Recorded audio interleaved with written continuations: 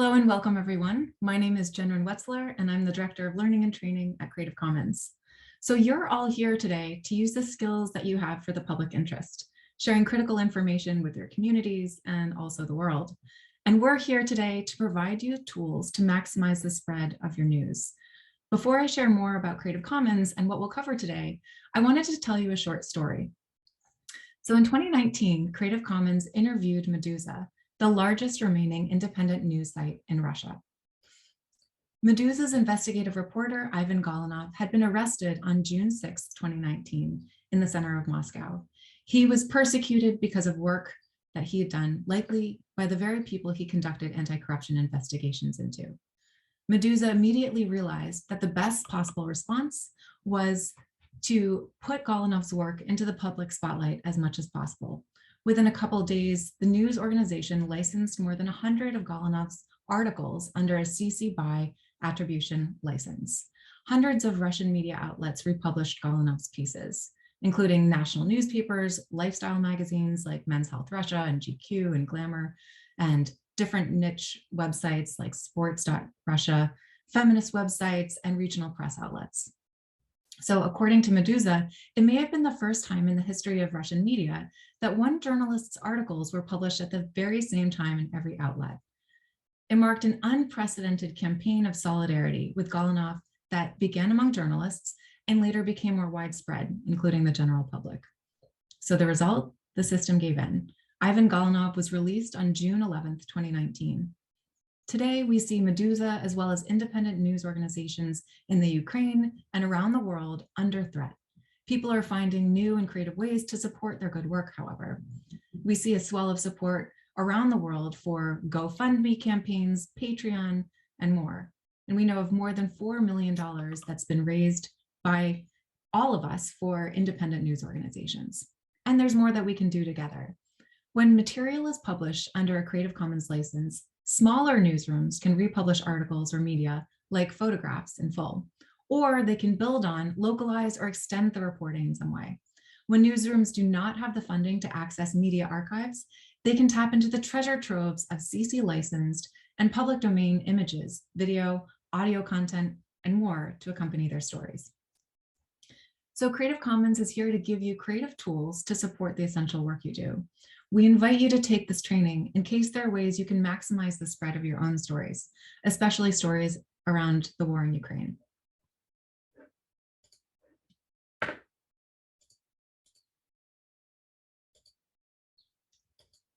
So what is Creative Commons? We are a global nonprofit organization that works towards equitable sharing of knowledge and culture in the public interest.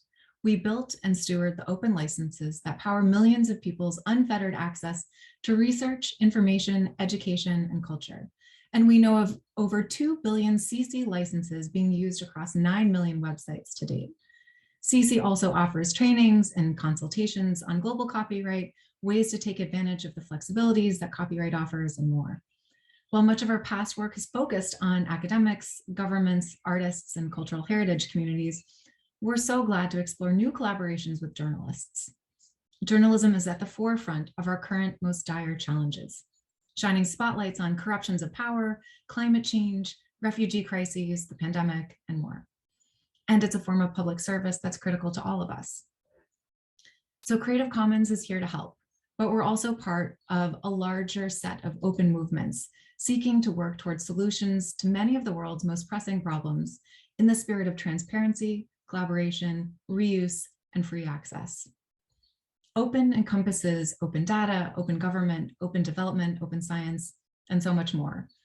Participatory processes, sharing knowledge and outputs, and open source software among its key tools. So you can learn more about what we mean by open and the open definition that the Open Knowledge Foundation put forward in the link I think Kat can possibly send in a moment. Okay. So before we launch into the training, I wanted to share a little bit about some of our recent research that we conducted with journalists. With research partners, we conducted surveys and focus groups with over 500 journalists from 18 countries to better understand the current challenges and needs of journalists. And from the research, we learned that first, there are several challenges journalists currently face that are pretty unprecedented. though misinformation and disinformation campaigns in particular were the most cited.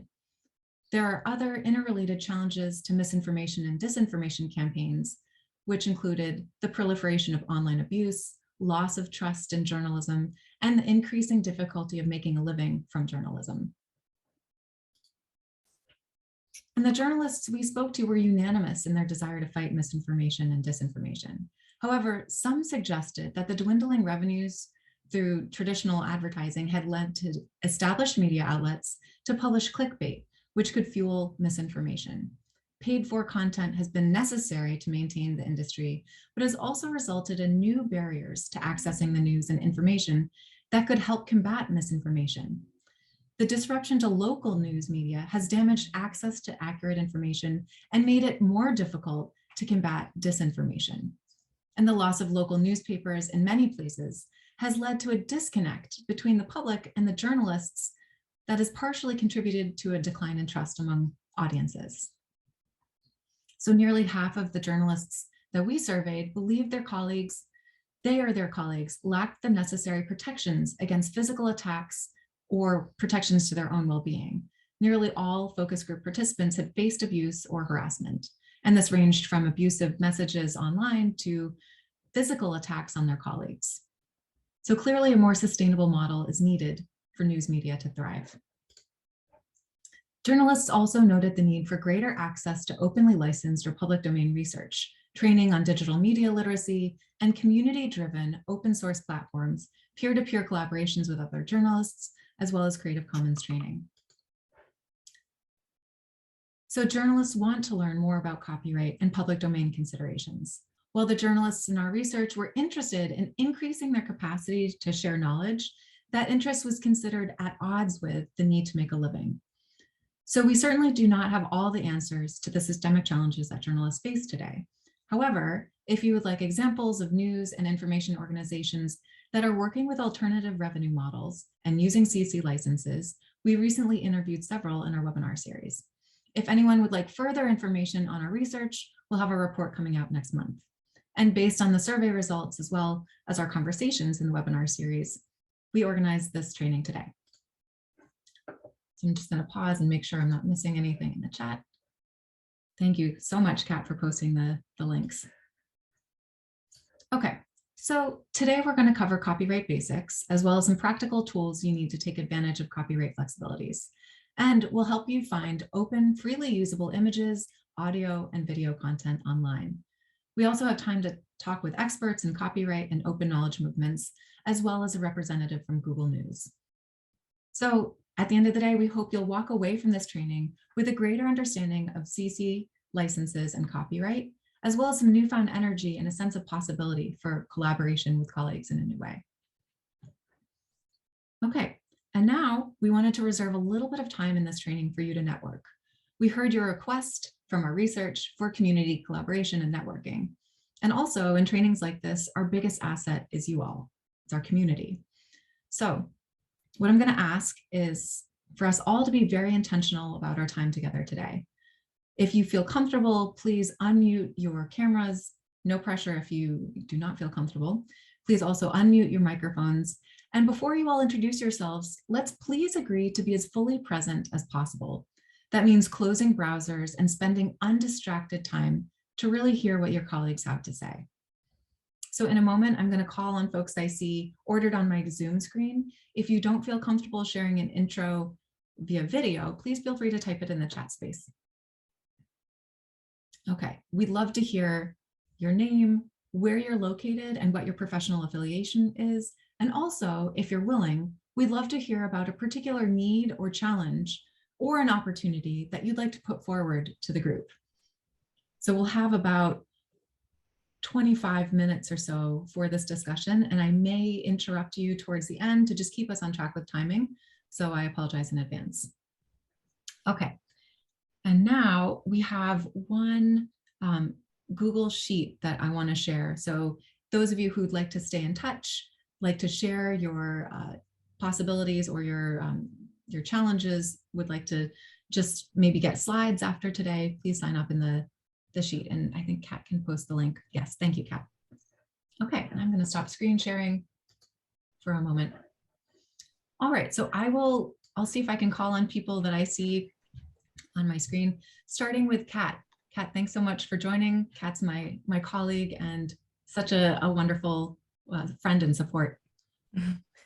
Hi everyone, I'm Kat. I'm calling from Vancouver, Canada, and I work at CC. I'm manager of partnerships and strategic projects. And yeah, I'm really excited to be here today working alongside Jenrin and having a chance to meet and work with all of you. So thank you for being here. Thanks, Kat. Next up, I see Karen.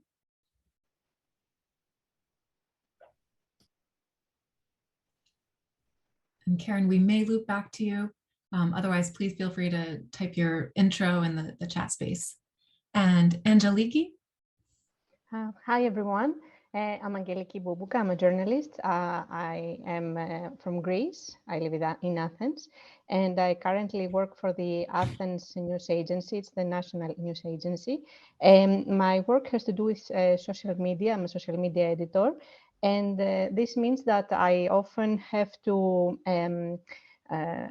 work with content that people upload. So I have to know each time if it is all right to use content uploaded by individuals or by other organizations. So copyright is an issue that concerns me deeply. So I'm always interested in following this topic. I have been trained on, I have followed several seminars in the past on this issue, and I'm really interested in what we're going to say today. Thank you so much for joining us. And I'm glad that you can bring your experience from the past seminars here today too. Thank you. Yeah, thank you. Okay, and now we have, excuse me, Alexander. Hello, I'm Alexander. I'm from Russian Federation.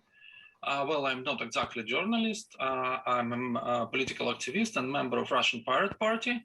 And actually spreading free flow of information is our political task. So for me, it's really interesting to participate in your series of webinars to see how our Western colleagues fighting for free flow of information and doing something like this. Unfortunately, I'm not sure that I will be able to spend the whole 4 hours as planned here, but I will try to participate as long as it's possible for me. Thank you. Thank you so much for joining us, and we will be able to share recording links afterwards. So in case that's helpful, I hope you can watch the recording of whatever you miss. And also thank you for your work to keep information open. Okay, next up I see Pon.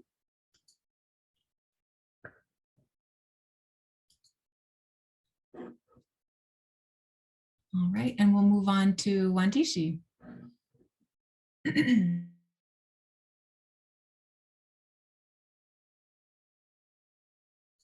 looks like Pon is in India. Thank you so much, Pon, for typing your intro in here, and welcome. Okay, and we have Zaid next, who also typed their intro in here. I'll just read it aloud. Hello, everyone. This is Zaid, CC member since 2015, originally from Tripoli in North Africa, but currently working with Curtin Uni in Perth, Australia. I'm a full-time research scientist with an interest in open publication. Thank you so much for joining us and for your help for the last almost decade. That's incredible. Okay, next up we have Alex.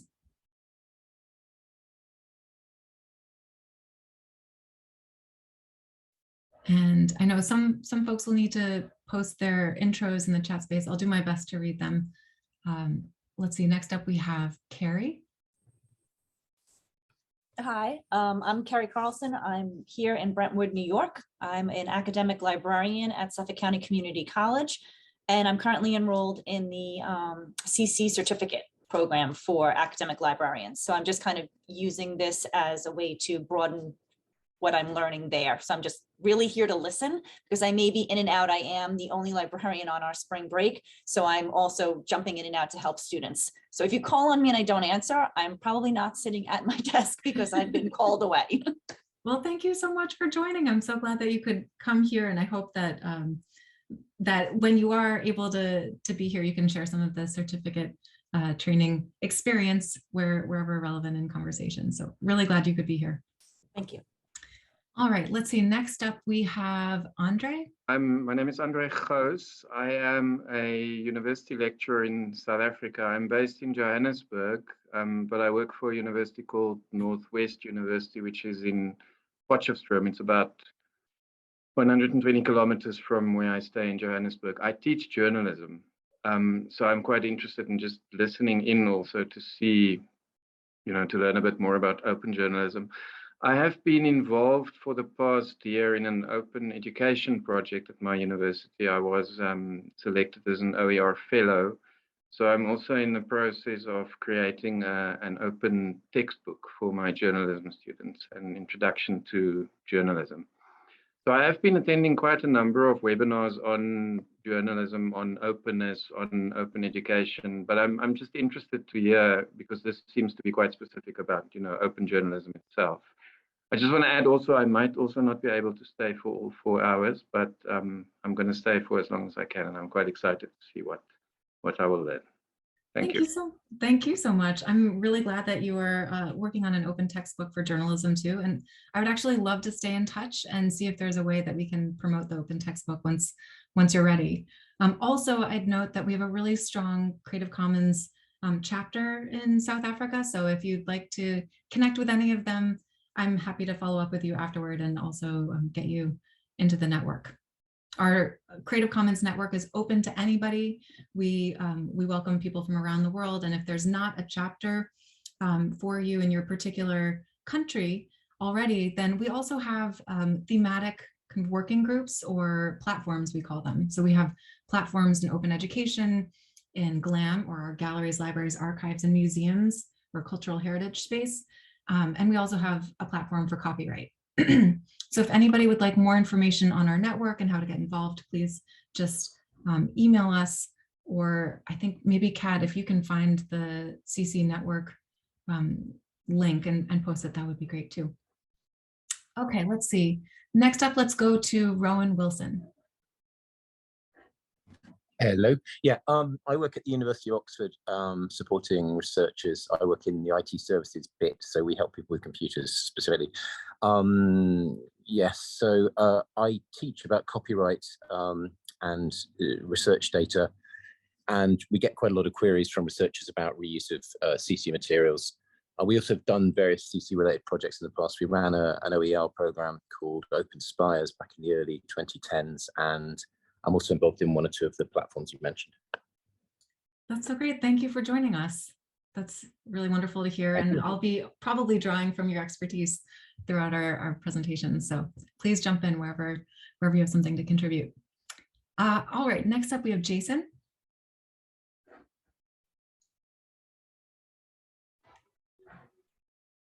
And Jason. Hi, I am Pon Sendil Kumar. In India, I am working as a journalist for past 23 years. I am glad welcome in CC group. Thank you for participation. Thank you very much. Future, I will be jointly working for your team. Thank you so much for joining, and also for 23 years of journalism. That's incredible. That's a really long time, if I heard that right. So thank you. Let's see. And Jason wrote in the chat, greetings from the UK, Jason Raymond. Oh, Jason, hey, I completed the CC certificate and also the facilitator training a few years ago, and I'm currently flying the CC flag while working on projects with the Commonwealth of Learning. Video and audio isn't quite appropriate at the moment as I am on hands-free while chasing my 3-year-old. Jason was in my facilitator training right when we were both dealing with newborns. So Jason, it's so great to to have you here. I'm so glad you could join, and I completely empathize with the toddler chaos. Okay, next up we have NEMA. Hi, everybody. Greetings. My name is NEMA. I'm from Kenya. My background is not in journalism, but in law. I am an IP lawyer with great interest in copyright law. And I'm here really to borrow from a lot of the discussions that will ensue in this program. Thank you for having me. Thank you so much for joining, Naima. I do want to say we have some really wonderful Creative Commons team members in Kenya. So if you're interested, or if you're already part, it sounds like you might already be part of our network, but otherwise, please reach out so we can connect you. Sure, thank you. Thank you so much. Let's see, we have Saeed.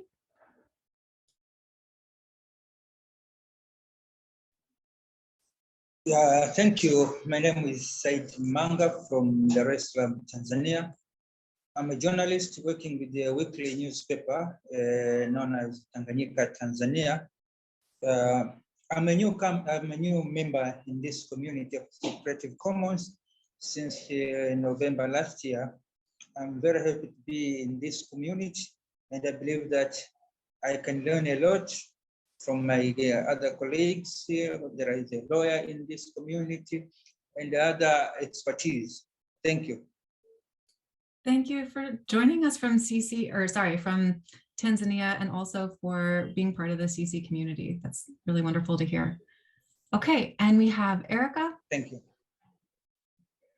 Hi, my name is Erika. I live here in Virginia, and I'm a librarian at the International Food Policy Research Institute. I'm glad to hear from you, to learn more, collaborate, and that's it. Thank you for joining us, and great to have you, as always. And next we have Nur. I think, Nur, you might be the last one, but I'll see if anybody else is after you after this. Nur Imam.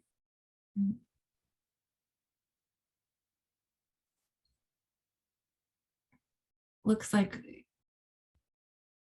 we're trying to connect, but I don't think we have audio yet.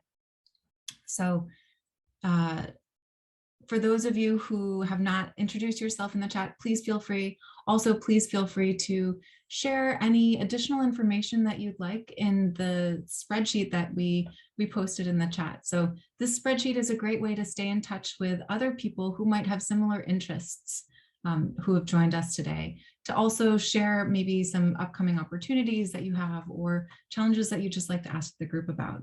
So thank you so much for everybody's introduction so far.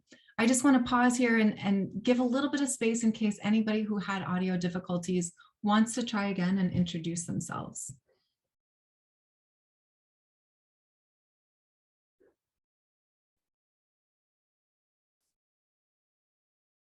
All right. Well, this is wonderful. We're really glad to have such a wide range of community members joining. I had taken notes, and it looks like we have folks from Kenya, Tanzania, the US, South Africa, England, Russia, Greece, India. So this is really nice to have a pretty wide range of folks from whom we can draw. So please share your experiences throughout this training.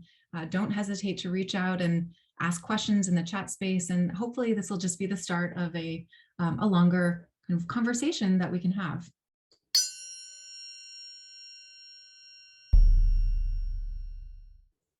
Okay, so now I would like to turn back to our training. Let me just see if I can screen share again. Here we are. Okay. And by the way, these GIFs or GIFs, I always never know how to pronounce these. I think it's GIF, but anyway, these are public domain images that that we'll talk about in a little bit. So happy to share a little bit more on the source material behind all of the images and the GIFs in my presentation after this.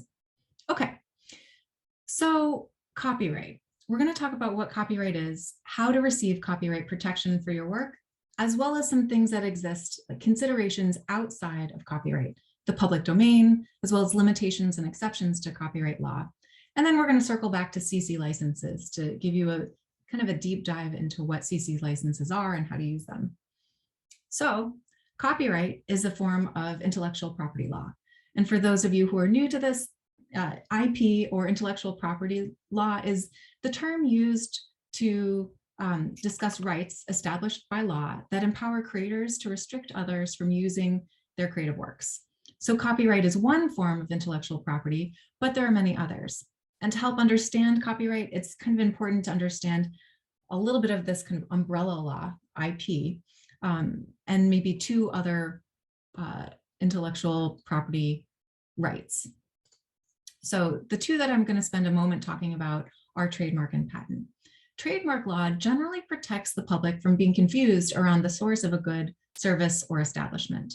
So the holder of a trademark is generally allowed to prevent uses of its trademark by others, essentially to protect their reputation. So you can think of examples of McDonald's golden arches, or maybe designer logos on a t-shirt, or Coca-Cola as a brand. Those are protected by trademark. Patent law, on the other hand, gives inventors a time-limited monopoly to their inventions. So you think of things like the mouse, or really any invention like a phone or otherwise. And patents really help the inventors get the exclusive rights to the uses, sale or imports of their inventions, and so on. There are other types of intellectual property rights too, including trade secrets, publicity rights, and moral rights, and some others. But right now, I wanted to give you a little bit of context so you don't conflate copyright with trademark or patent.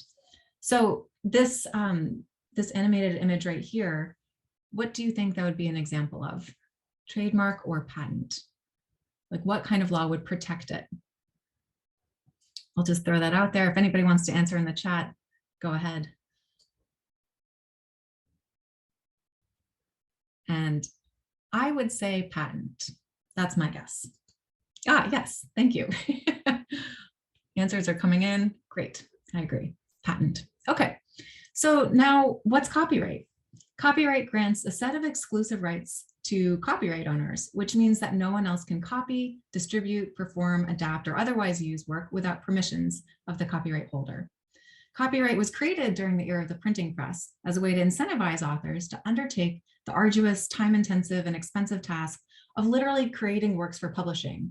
So authors or creators were given the right to copy. Copyright provides the exclusive rights to control certain creative works or certain uses of creative works by others, including communicating works to the public via broadcast. So that's why we're all here today, to understand a little bit more about some of these details. So there may be additional rights included in a copyright based on the country, but generally copyright applies to creative expressions that are original. So it doesn't matter how that original expression is shared or the mode of expression. It just matters that the work is original. It can apply to paintings, blog posts, even caricatures that I might just scribble down on a napkin. It has to meet a certain standard of originality to warrant copyright, but that can be a very subjective determination. So different countries frame a test for originality in different ways. And I think the way to summarize it, which might be a little bit confusing, is it can't be a copy from another work, a verbatim copy from another work. It has to be an original creation of its creator. Little circle there, but it has to be original. It also has to be automatic as a general rule. So copyright protection is automatic as soon as you have an original expression you've created. Technically, fixation in tangible form, or the idea of that expression being fixed somewhere, like in a blog post or in a broadcast or on a napkin even, that's not actually an explicit requirement in many countries. In countries that do require fixation, like the US, you don't have copyright until you type your poem or record your song or otherwise. So while registration with a local copyright office often confers certain benefits, the copyright holder is not actually required to register their work at a copyright office to get protection. Copyright also does not protect facts or ideas themselves, only the expressions of those facts and ideas. So, for example, copyright would not protect the measurements of a house, for example, but it would protect the architectural plans that are using those measurements. And copyright protection lasts a very long time. So in most countries, the term of an individual's copyright expires after 50 years after their death. In the US, copyright lasts for the life of the author or creator, plus an additional 70 years after their death. And in Mexico, it's life of the author, plus an additional 100 years after their death. So it lasts a very long time. So other considerations for copyright. Copyright has to be balanced against other public interests. The rights granted to copyright owners may be considered against other public interests, such as freedom of expression, the right to access information, and the needs of people with disabilities. So there are occasions when copyright protections may be limited to serve the public interest. So who owns copyright?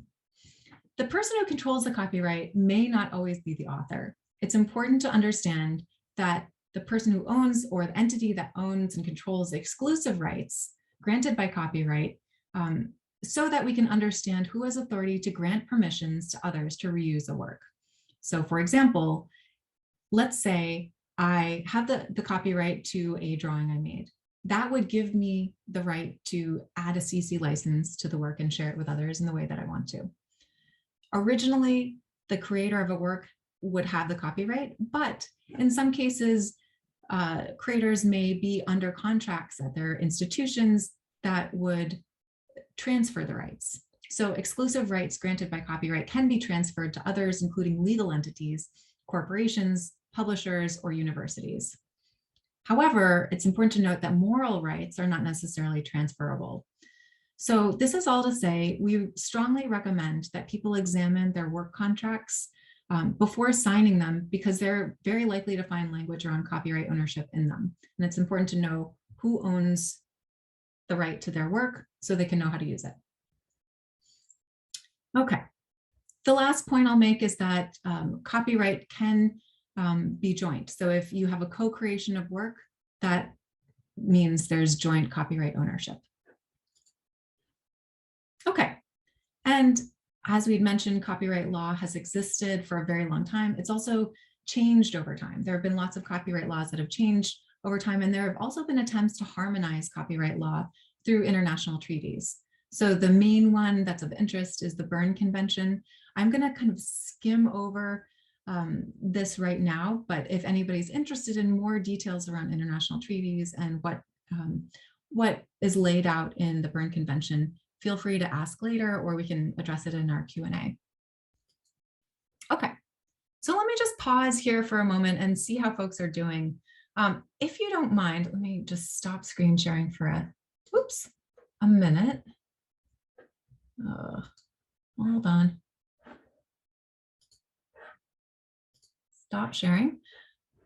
If you're willing to just tell me in the chat if you're doing okay, you can just say okay. If you want to pause and ask a question, go ahead and unmute your microphone and ask a question now, or type it in the chat. And I just want to check in and make sure I'm not putting people to sleep here. Okay, all good here. Everything's fine, doing great. Wonderful. Okay. Great. And if anybody has questions, please don't hesitate to, doing great too. Thank you so much for the feedback. Don't hesitate to reach out. I know it can be a lot of information all at once. So please keep in mind that this is a training for you all. There are no questions that are too basic or kind of out of line with what we're doing. Please feel free to ask anything. And if I can't answer it, I'm sure I can relay it to our copyright lawyer, who we'll be speaking to very soon. Okay. So no other, no questions. Wonderful. I am going to go back to screen sharing. And I guess the last thing I want to note is that there is a really, I think, funny video that is a great refresher after this training. So if you want to take 9 minutes sometime after this training, when you want to brush up on your copyright history or facts, watch this fixed copyright video and its relation. So it's talking about copyright and its relationship to creativity, CC licensed. Watch that in your own time. I think you'll probably enjoy it. Okay, so let's move on from copyright and talk about some of the considerations that are outside of copyright. All right, so you see this public domain image here of a scuba diver. This is from 1899. It's outside of copyright now. It's now in the public domain, so that's why I can use it. So let's talk about the public domain. The public domain consists of works that are not subject to the restrictions of copyright law. This means it's this really vast pool of human creativity and knowledge on which we can build readily, on which we can innovate and create new ideas and expressions of creativity and so on. So while copyright terms are longer now than likely ever before, they're not infinite. So works can enter the public domain when their copyright expires. And there's some other ways that works can enter the public domain as well. Work enters the public domain if it was never actually entitled to copyright in the first place. So if it was a fact or idea rather than an expression of a fact or idea, that's one example. If the creator dedicated their work to the public domain before copyright had even expired, that's another example. And we'll talk a little bit more about how you can dedicate your work in a moment. The final example is very rare. So let's see. So prior to the Berne Convention, which harmonized a lot of copyright laws, there may be cases of copyright holders who failed to comply with formalities to maintain their copyright. So now with the Berne Convention, there are no formalities to receive copyright for a creative work. But if a work was created prior to the Berne Convention and that copyright holder did not comply with formalities, then their work may be in the public domain. Okay, some additional considerations for the public domain.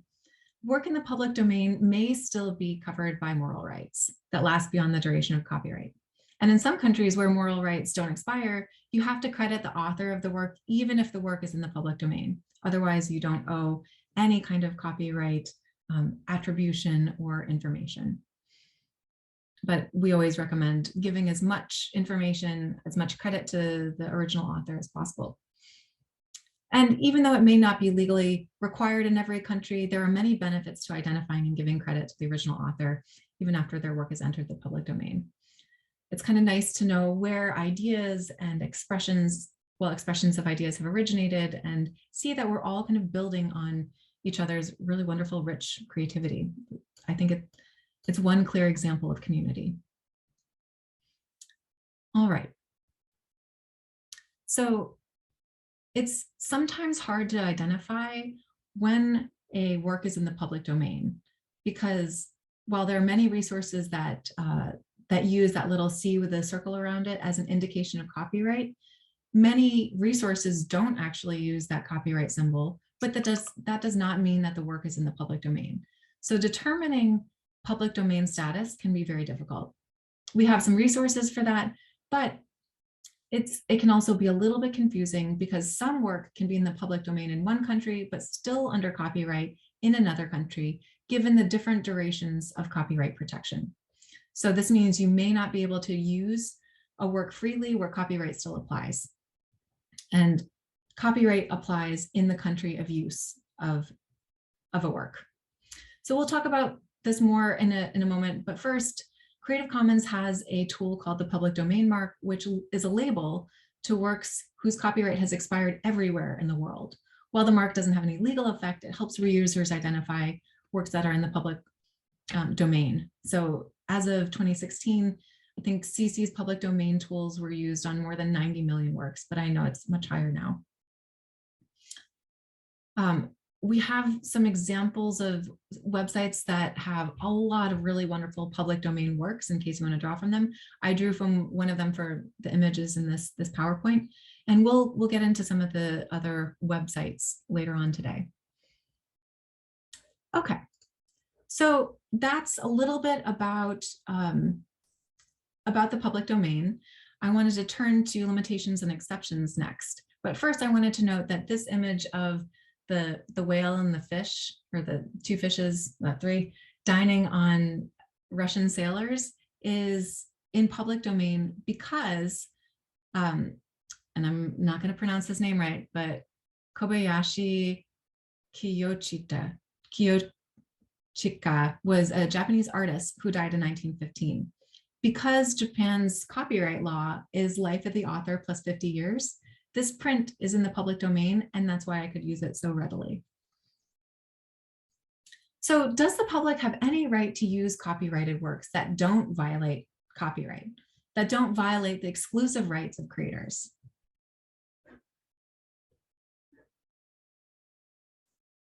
The answer is yes. So all countries that have signed on to major international treaties grant the public some rights to use copyrighted works without permission, without violating the exclusive rights given to creators. And these are generally called limitations and exceptions to copyright.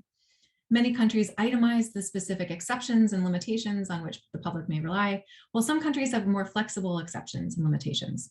So the example first that I'll give is the US's fair use, which is an exception to copyright. I will say I'm in the US, it's easier for me to draw from US examples, but I'd invite anyone from other countries to chime in and share any examples that they might know of as well. So the concept of fair use in the US is very similar to the concept of fair dealing in Canada and some other Commonwealth countries. There are also education-specific exceptions and limitations in many other parts of the world. But I bring up fair use because in the US, news broadcasts are considered fair use. That is, they can be repurposed due to the fair use exception in copyright. So fair use permits a party to use copyrighted work without the copyrighted owner's permission for purposes such as criticism, comment, news reporting, teaching, scholarship, or research. And there are ways to determine if a use is fair, whether it's for fair use or for fair dealing in Canada and Commonwealth countries. But we can get into a little bit more of that at another time as well. Okay, the other thing to note is that most countries have compulsory licensing schemes. Compulsory licensing schemes are examples of limitations to copyright. They permit anyone to make certain uses of copyrighted works as long as they pay a fee to the rights holder whose work will be used. All right. Any questions here? Just want to get a little bit of a pulse check because we've gone through a lot of details. So if you, oh, I see a hand raised. Thank you. Nur, over to you. Okay, can you hear me? Yes. Okay. Okay, I'm from Indonesia. I'm a junior journalist in Indonesia, and I want to ask about what if I use a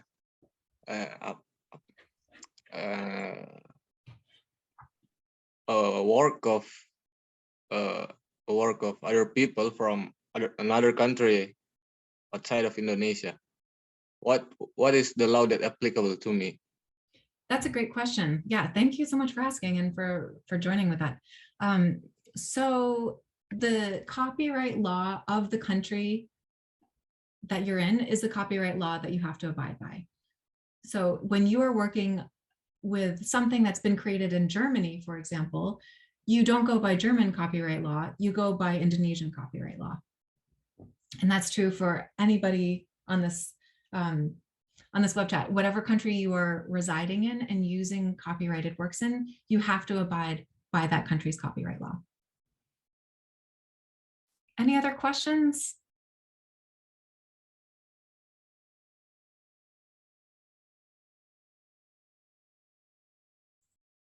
I'm going to give a slightly longer silence just to see if other questions kind of emerge in that silence.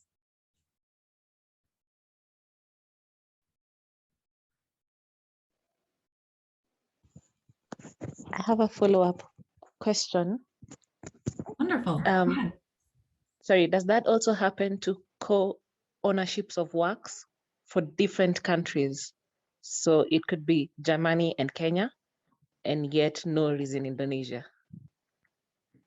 Yes, that's a great question. So the copyright law that would apply for Nur to use a work of joint ownership would still be Indonesian copyright. So it's based on the country of use of a material rather than the country of origination of that material. But that's a great question. I think I didn't spend much time talking about joint ownership of a work. So when two people contribute to the same publication, how does that look with copyright? And that's something that we get into in a lot more detail in a course I run called the CC certificate. But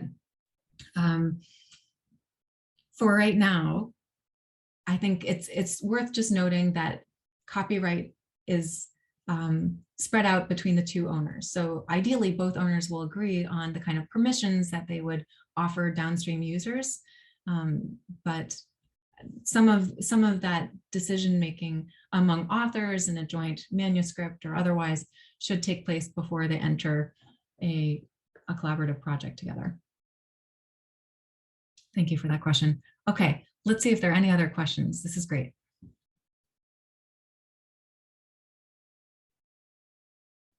Thank you.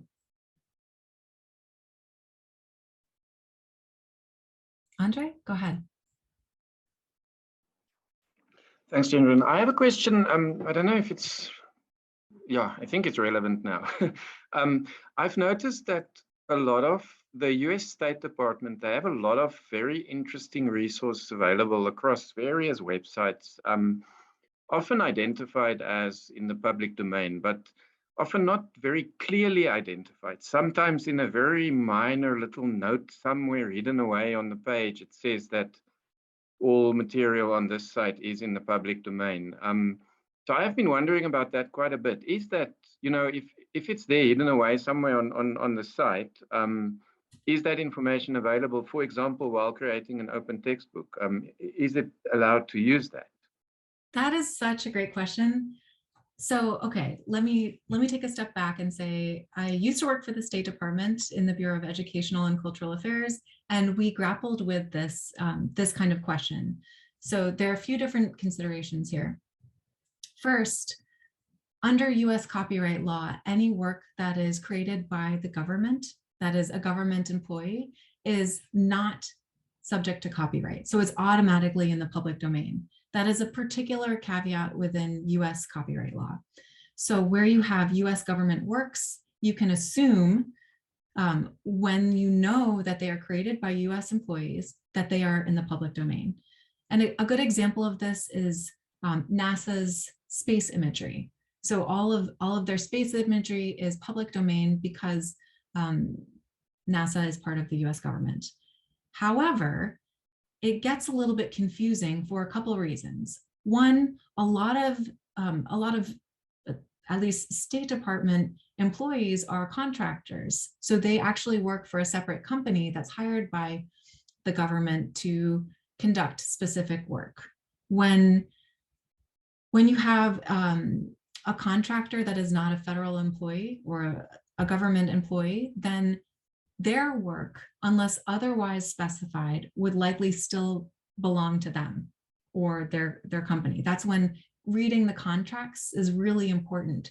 So ideally, everybody who works for the government as a contracted employee would know specifically who owns the right to their intellectual property created on the job.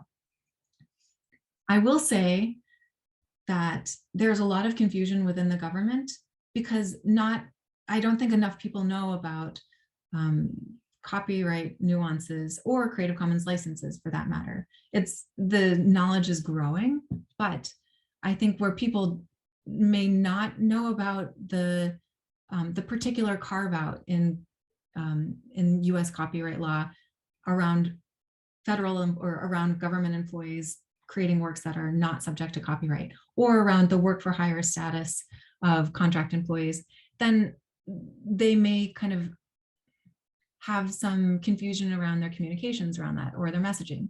So to your question, when you have a government website that says all of this work is under the public domain, that is what you can go by, I would assume, though I'm not a lawyer. I would say when you see an indication that a particular material is not in the public domain, then you have to trust that that is either under copyright or under whatever Creative Commons license or other indicator might be allowed. But the best approach is to, unless you see it spelled out somewhere very clearly, assume that you'd have to contact the owner of a given work for permission and that it is copyrighted. This is, I think, a really interesting conversation. Sure, yeah, I feel like I could talk about this for a lot longer. I'll try to hone it back in. But I think it's a particularly interesting conversation because some of this is around the communication and behavior change that needs to take place before clarity in our communication around permissions and copyright is seen on websites. Okay, and if if anybody is interested, when I was in the government, we worked on a federal open licensing toolkit, which was a set of recommendations on good practices around open licensing content. So that would be for the contractors and the grantees of federal funds. And I can find that link and share it later if anybody's interested. But it can be a complicated process. Okay, are there other questions at this point? I'd love to, see if anybody else in the audience has, thoughts too. So it doesn't just have to be me responding. I know there's a lot of expertise in the audience as well. So I'm going to pause for a moment, get a little drink of tea, and if anybody has another question or wants to address something that we've already talked about so far, go ahead.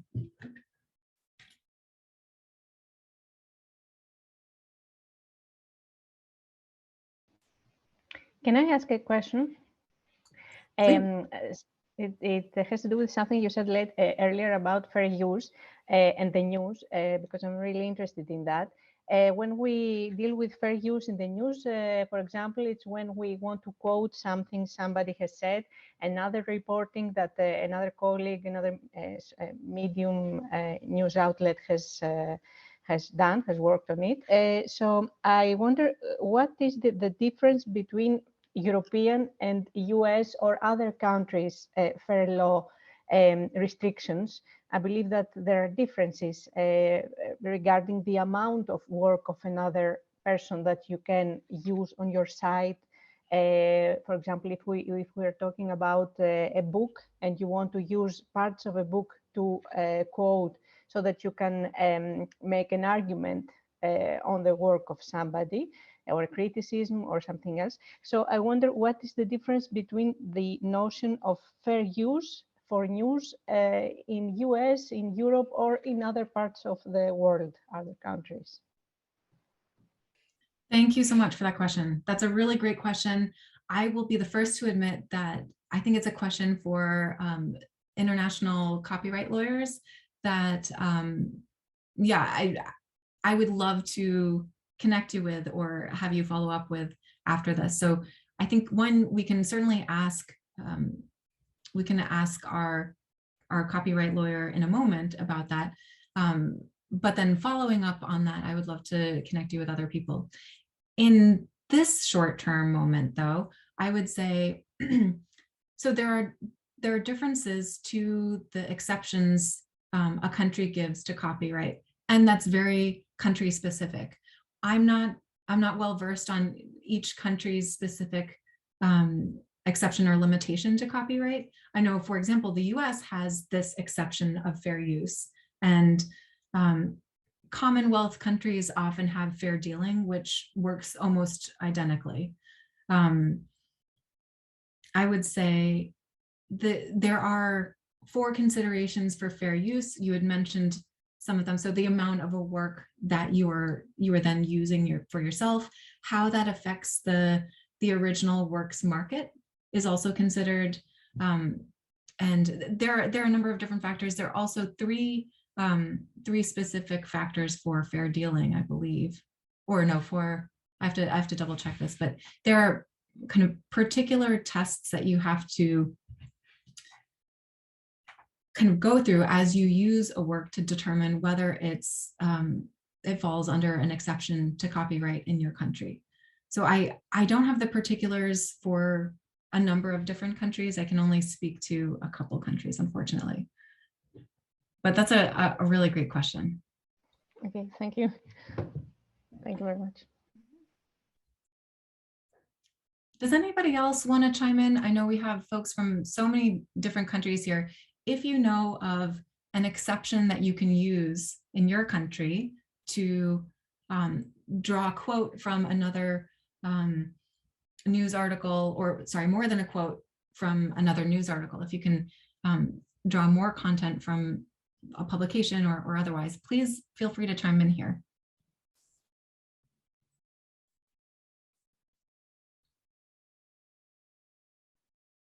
And Rowan notes, UK fair dealing exceptions are codified in statute, so there's less scope to roll your own exception based on test elements, unfortunately.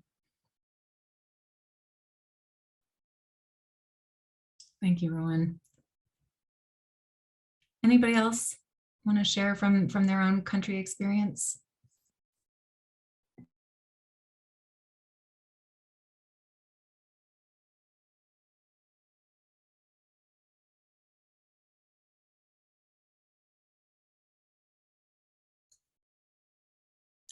Okay, this is great. I really love the questions that are coming in.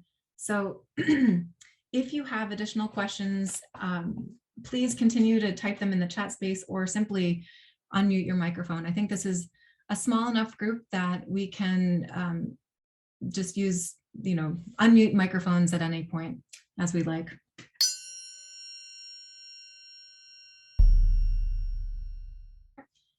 Now I want to talk a little bit about Creative Commons licenses so we can kind of contextualize a bit more of what we do now that we have the basis in copyright and understanding some of the flexibilities that we need. So a lot of people need flexibilities to use copyrighted materials, or they recognize that there are potential limitations to all rights reserved copyright that might not serve their purposes when they're drawing from, say, a government website, as mentioned. So let's talk a little bit more about what Creative Commons licenses are. So where copyright is considered all rights reserved, Creative Commons licenses are considered some rights reserved.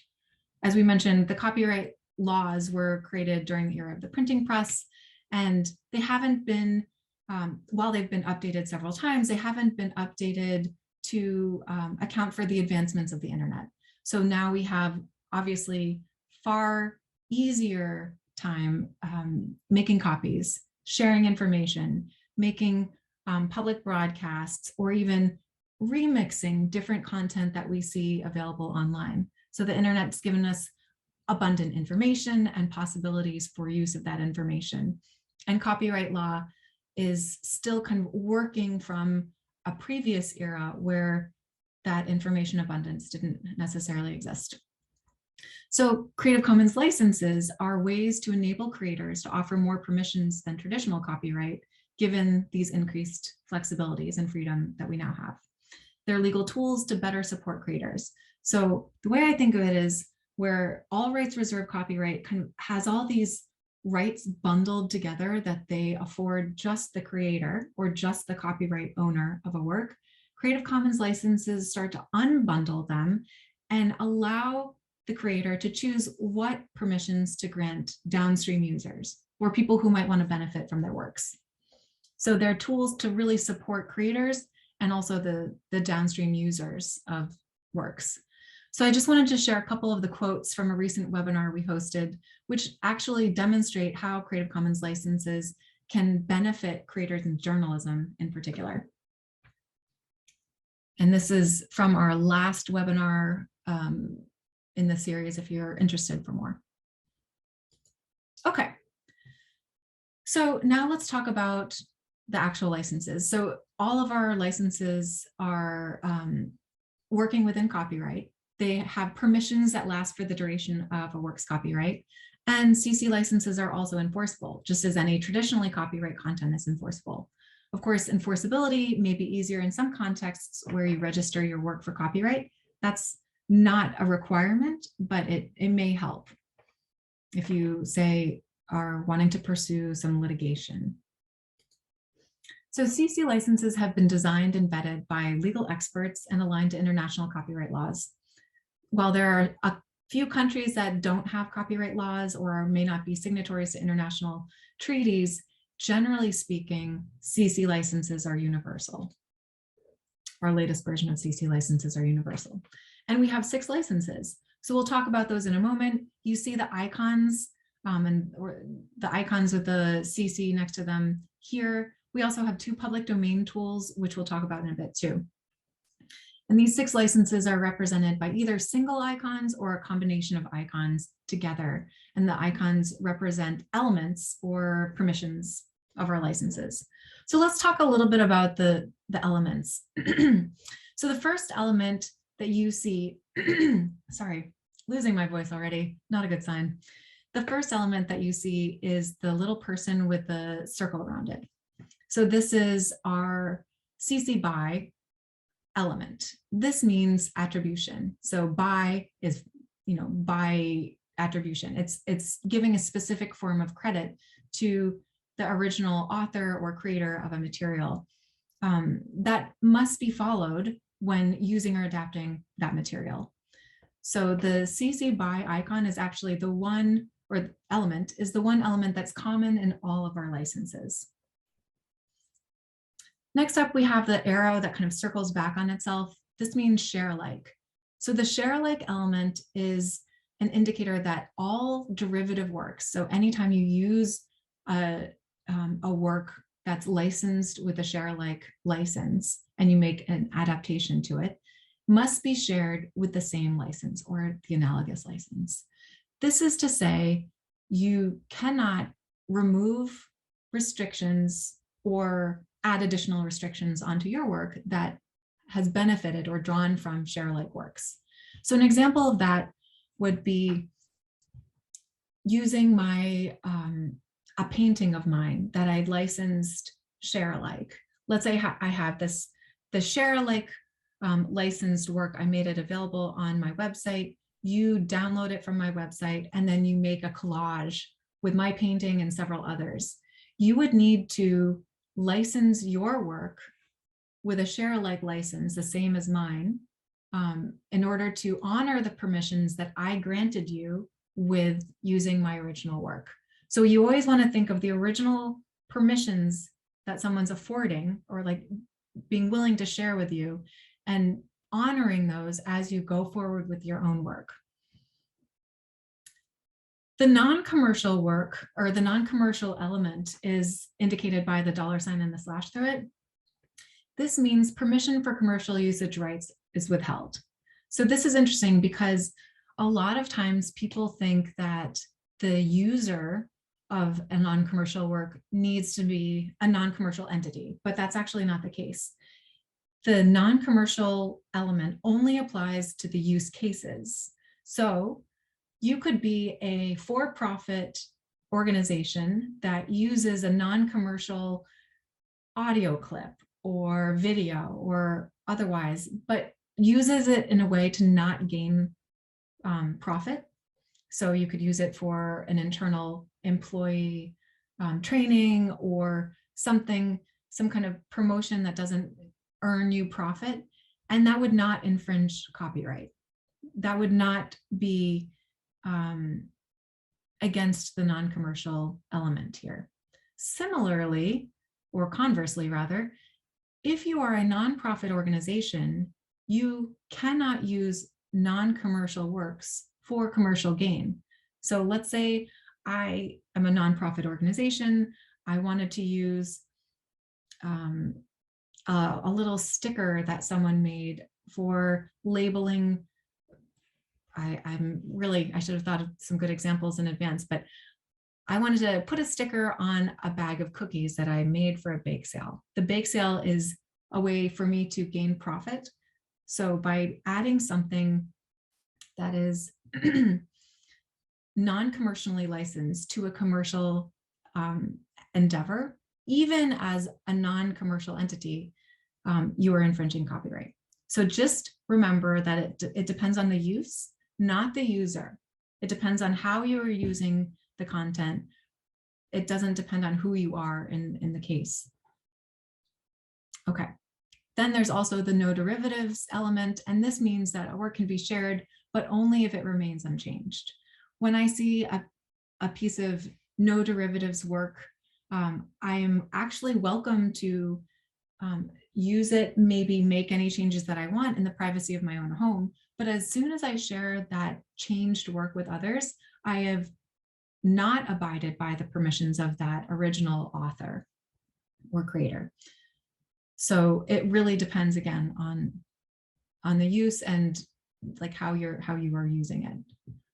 As long as I don't make changes to the work, I can share it with as many people as I want. Okay, so as mentioned, all of the licenses that we have, all 6 of them, include the CC BY condition. That means they all require that the creator be attributed in connection with their work. But beyond that commonality, the licenses vary. So they vary on whether there's commercial use of the work or not, and whether the work can be adapted, and if it can be adapted, on what terms. So the icons are kind of shortcuts to clue you in to the permissions that you have when you draw from a CC licensed work. The other thing I wanted to mention is that there are 2 public domain dedications. We have these tools to help us deal with works outside of copyright. So I'll talk about those in a moment. Okay, here we have a kind of a nice visual depiction of the public domain tools all the way down to all rights reserved copyright to give you a sense of the levels of freedom or the levels of restriction that you would have in your works. So starting with the top, we have our 2 public domain tools, which are the most permissive. They exist outside the realm of copyright restrictions. So they're not licenses, but legal tools that help you, well, CC0 is a legal tool that helps you waive all of your copyrights in a work to the best of your ability, effectively dedicating your work to the public domain. A lot of institutions and creators use this for things like scientific data. And a good example of this, I think this might be relevant to our discussion, is SpaceX. So SpaceX released all of their images of space into the public domain using CC0. They have been contracted with NASA, but since they don't work directly for the US government, their images weren't automatically considered public domain. So they still wanted to make their images available to the public, and they used the CC0 tool to do so. So that's the only legal tool that lets a creator relinquish his or her rights worldwide to the best of their ability. The public domain mark is a label used to mark works that are known to be free of all copyright restrictions. So that means anywhere in the world that work is in the public domain. It's exceeded the longest term of copyright protection. Unlike CC0, the public domain mark has no legal effect when applied to a work. So you're only supposed to apply the PD mark for works in the worldwide public domain that you know are globally in the public domain. So you see the C with the slash through it, that's our public domain mark. The CC0 has the 0 with a line through it. Those are the 2 most permissive of our different options. Then you see the 4 license elements that I just discussed in different combinations, going from our attribution to our attribution share alike, to our attribution non-commercial, non-commercial share alike, no derivatives, and non-commercial no derivatives licenses to make up our 6 different licensing options. So as said, the licenses that are at the top of the spectrum are the most open, and those that are at the bottom are the most restrictive. And they're all more flexible than all rights reserved copyright, which you see at the very bottom. So people use Creative Commons works by sharing them in unadapted form or changing them to better suit their needs. And the license that is most useful to you depends on your own needs. There are advantages and disadvantages to all licenses depending on your needs or your vantage point. For example, you can think of the Creative Commons attribution license or CC BY license. Advantages of that license include, and I won't exhaust a whole list of advantages and disadvantages, but advantages would include oftentimes getting greater citation counts in publications where you have a permissive license that grants downstream users the greatest number of flexibilities for reuse. You often see publications cited in other publications then, or sorry, attributed in other publications. There's greater sharing of content. There are greater options for translating works into different languages, and it's easier to work with and remix in other works. So it's good for innovation. Disadvantages could include, depending on your research content, you may not wish it to be adapted, for example. So maybe around health research or otherwise. It really depends on the particular needs of a user. Okay, let me just pause there and see if there are any questions. Okay, I'm not seeing any questions come in, but please feel free to share them. And let me also pause and say, does anybody who has experience with Creative Commons already want to chime in with any examples of how they've used CC licenses? This is also my excuse to be able to stop talking for a second, take a drink.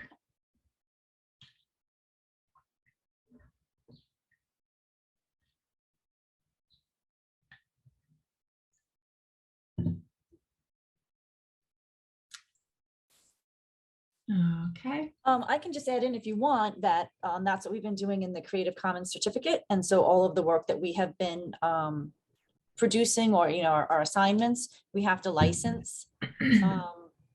So it's becoming familiar with how to license and the effects of the licenses, and realizing that once you apply a CC license to your work, it is in perpetuity. It cannot be changed. So you need to be intentional about what your reason is for applying any of the restrictions beyond the CC BY. Thank you so much for adding that, Kerry. I appreciate it.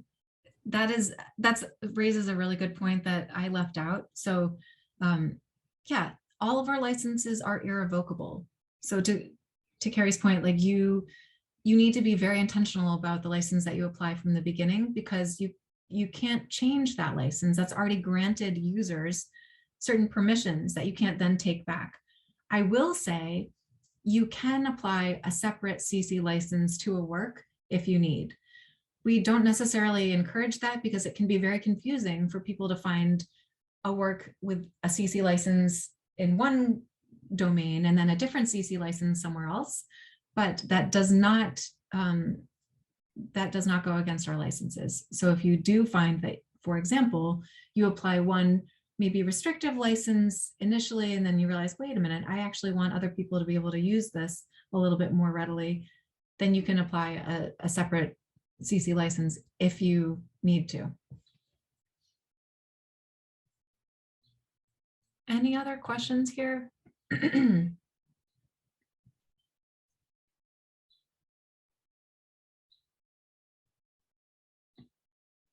Or comments, rather?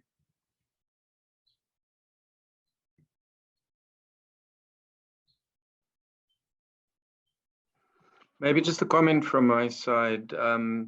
I have been using these licenses quite extensively now, or using is the wrong word, but interpreting while I am busy creating my textbook with my students. So there's some very useful material available around the world that I have been using, and they have generally been licensed quite properly with one of these CC licenses, which helped me a lot because I'm remixing quite a bit, but I'm also introducing a lot of original content, and the remixing, it really helps to be able to find something and then to see the license clearly and then to use that and to adapt and change and to know what you can do. So it's a nice system, if I can just add that. Thank you so much. And Andre, I would love to follow up with you and learn a little bit more about what's most helpful for remix and so on. I think one of those challenges that we face is it would be really, really powerful to be able to share with the world our impact with reuse. So one of the best elements, or one of the best things about Creative Commons licenses is their flexibility for reuse, but it's hard for us, we can't actually track how people end up using CC licensed content. So it would be really great to stay in touch. I'd love to hear more about your reuse cases. Thank you. And thanks for sharing that. Okay, and I know Alexander has a question, very informative graphics. Why is it not a Wikipedia article on CC? I'm so glad you brought that up, because this kind of teased me up for an invitation to you all. So Wikipedia licenses all of their content under CC licenses, share alike licenses. And Wikipedia is also a close partner of Creative Commons. We love working with our Wikimedians, and there are articles on Creative Commons licenses and open educational resources and so on. And a lot of times, as with every Wikipedia article, they're subject to change or in need of updates. So one of the projects that we're going to be undertaking pretty soon in the open education platform, or that community that I mentioned earlier, is an editathon on CC licenses and references to open educational resources on Wikipedia. So we can make sure that anybody who goes on Wikipedia sees very up-to-date, accurate information about Creative Commons. So Alexander, thank you for that question, and also kind of teeing up this invitation. And I'm happy to share information. I'm going to make a note. I'll share platform information in our shared sheet after this, along with the slides and recording link as well. Okay, these are great questions. Are there any other questions before we continue?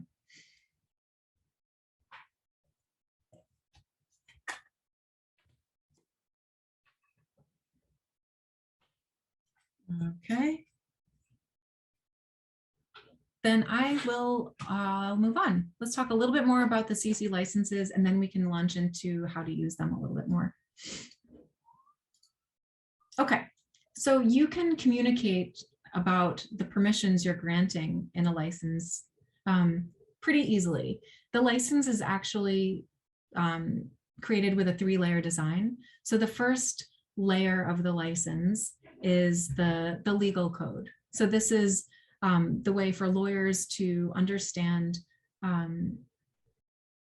what permissions are granted, and it's also that's the legally enforceable in court layer of our licenses. So you can find examples of our CC licenses and the legal code if you want to click on any of our licenses. And maybe Kat, you can post an example of the legal code in case anybody's interested in reading it.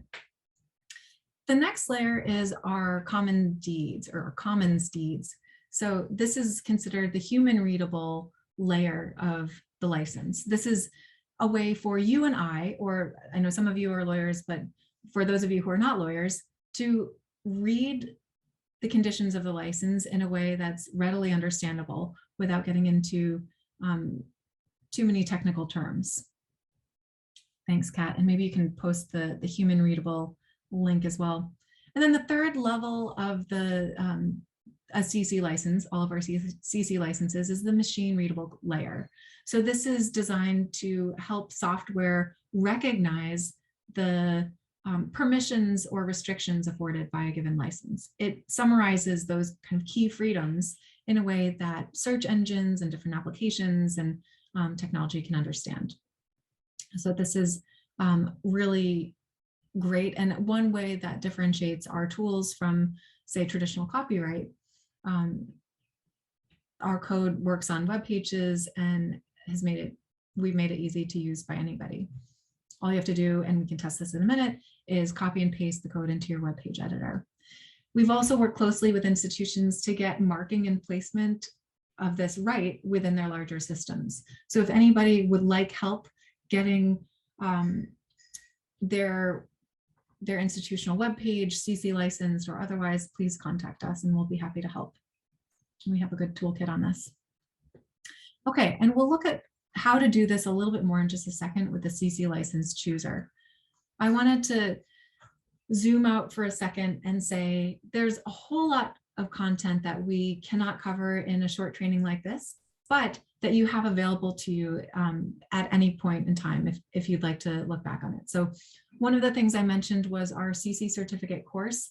This is traditionally a 10-week online course. I know Kerry is a part of it right now. It's an intensive course on copyright and Creative Commons licensing and this kind of broader ethos of sharing online and what it means to contribute to our global pools of creativity and communication and sharing of knowledge. So the certificate course, generally it's an online course. It's also an in-person, what we call boot camp or 1-week workshop. And we offer all of our reading content as CC BY licensed. So please take a look at the course. If you'd like to sign up for a future course, you're welcome to, of course. Otherwise, you are also just welcome to access our content. It's available in English, audio only English, let's see, and I think 5 other languages. So please do take advantage of these resources if you want more information. We also have more information on how to deal with some of the CC licensed content that you might draw into your own work and how to attribute it well in our wiki on best practices for attribution. And then finally, we have our CC license chooser. So this chooser is what we're going to get into in a minute. This helps us determine what permissions we want to grant users when we apply a CC license to our own work. So this is really dependent on your own needs and you get to choose. Okay, so I'm going to, clear my throat and launch right into the CC license chooser. So 2 things to keep in mind here. First, you can go with our current chooser, which is going to be replaced by our beta very shortly. I'll give a quick overview of both. What we're looking at right now is the current chooser that just asks you 2 simple questions to understand what you need so that we can predict the license that would best suit your needs. So we go to this first panel that says license features, and you just have to answer these 2 questions. First, do you want your work to be adapted and shared? I could say, yes, I do. Or no, I don't want it to be shared. And that'll determine the license applied.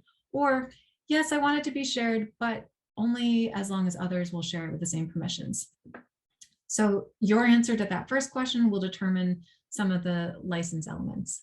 Then you have to ask yourself, do you want commercial uses of your work? So you will always be able to make commercial gain from your work, but do you want others to have that same right? You can say yes, or you can say no. And you then look at the pane on the right that says selected license, and you can literally copy and paste some of the language here and the icons onto your own work. Or you can go down to this bottom pane here that says have a web page. You can copy and paste the code and apply it to your work. I always like to just copy and paste the icon and the language right here to my own work, or copy the code for a web page. Okay, so this is a very simple overview of the chooser. You're also able to add some additional information for attribution. I'm going to actually turn to our beta because I think it does a little bit more in-depth of a job of helping you understand the different elements that you might have to work through and how to attribute. Okay, so with our beta version, you start off here and you have to answer, do you know which license you need off the bat? And for the sake of this, I will say, no, I don't. So then, do you want to attribute your work or attribution to your work? This is the question that determines whether you want your work to go into the public domain or be CC licensed. So if I said no, you would have the public domain recommended, the CC0. If you said yes, then so far the recommendation is CC BY. But we have to answer some additional questions to understand what additional permissions we might want to afford people or restrictions. So we go to next. Do you want to allow others to use your work commercially? I could say yes, or I could say no. And then next, do you want others to be able to remix, adapt, or build on your work? So do you want others to be able to change what you've created in their own work in some way? I mean, you will always get credit for your original work, regardless of what they do with changes, but this question's around giving others permission to make changes. So if I say yes, here's my license. If I say no, then the license changes. And then you need to be able to confirm that the CC licensing is appropriate. So you need to be able to say, yes, I own or have authority to license the work. This is kind of getting into trying to address the challenging territory that we discussed earlier around contracts. So if you know in your work contract that your employer actually owns the rights to your copyright, then you would not be able to confirm that. But let's say I do know I have the authority to license the work, then I can read the terms of the license and I can confirm that I know licenses are irrevocable. So this is to really make you understand that this is an important decision. Okay, and then you can start to fill in the attribution details for your license. This is really recommended in the spirit of sharing. So there's a whole lot that we get into in our course that I unfortunately don't have time to get into now. I would really love to, but I need to keep us on track. So please reach out and ask if you have additional questions on attribution, and we can also ask them some of the questions to our copyright lawyer in a moment. But attribution is not only required by copyright. So you, by copyright law, are required to give attribution to the original author, and you are also required to cite the license applied. So whether it's all rights reserved copyright or a CC license, but we recommend going beyond the bare minimum required by copyright law. We recommend that in the spirit of sharing, in the spirit of making it easier for our global communities to best use our works and best benefit from some of our contributions to our shared knowledge and culture, that we give a little bit more than the bare minimum. So we want to share the title of the work and a link if we have it. We want to share who the creator was and a link to that creator. So if you have a website or a blog, you share that link. We want to share a link to the actual work where possible, and the year of the creation. So if you remember when we were talking about the public domain, adding the year of creation to a given work will help people in the long distant future know when that work enters the public domain. So there's a lot more that we recommend adding, but this is in the spirit of sharing, better sharing for everybody. So this CC chooser helps you determine all of the different elements that you need to think through and work through before bringing a work forward into the world. Okay. So I want to go back to our slides here for just a moment. And before we launch into where we can find content, I think I'm going to give you a few minutes to just play around with the chooser. So I'm going to stop sharing one more time. Sorry for the back and forth. Stop sharing and just see if we can spend a moment on our own. You're welcome to keep your videos off as needed. Just click on the CC license chooser that we posted in the chat and run through the questions yourself. Think of a work that you have already made or that you might hypothetically want to make, and determine the different permissions that you want to afford. So I'm going to give us a few minutes, and then I'm going to ask you to share the license that you created in the chat space. You can just let us know which license applied.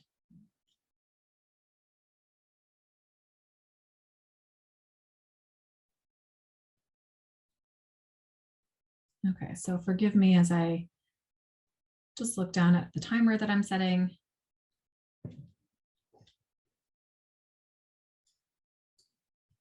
I'll mute. And if anybody has any questions along the way, please don't hesitate to ask.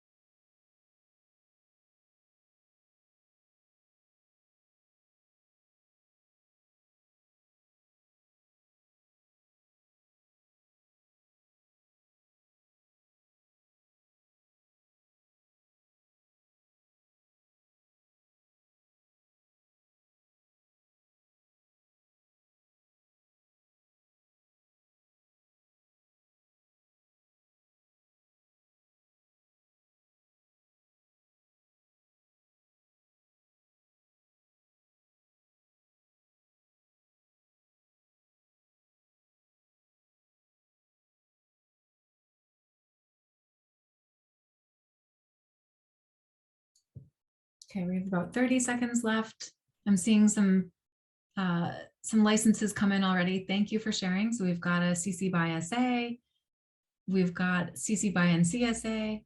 Is that open enough?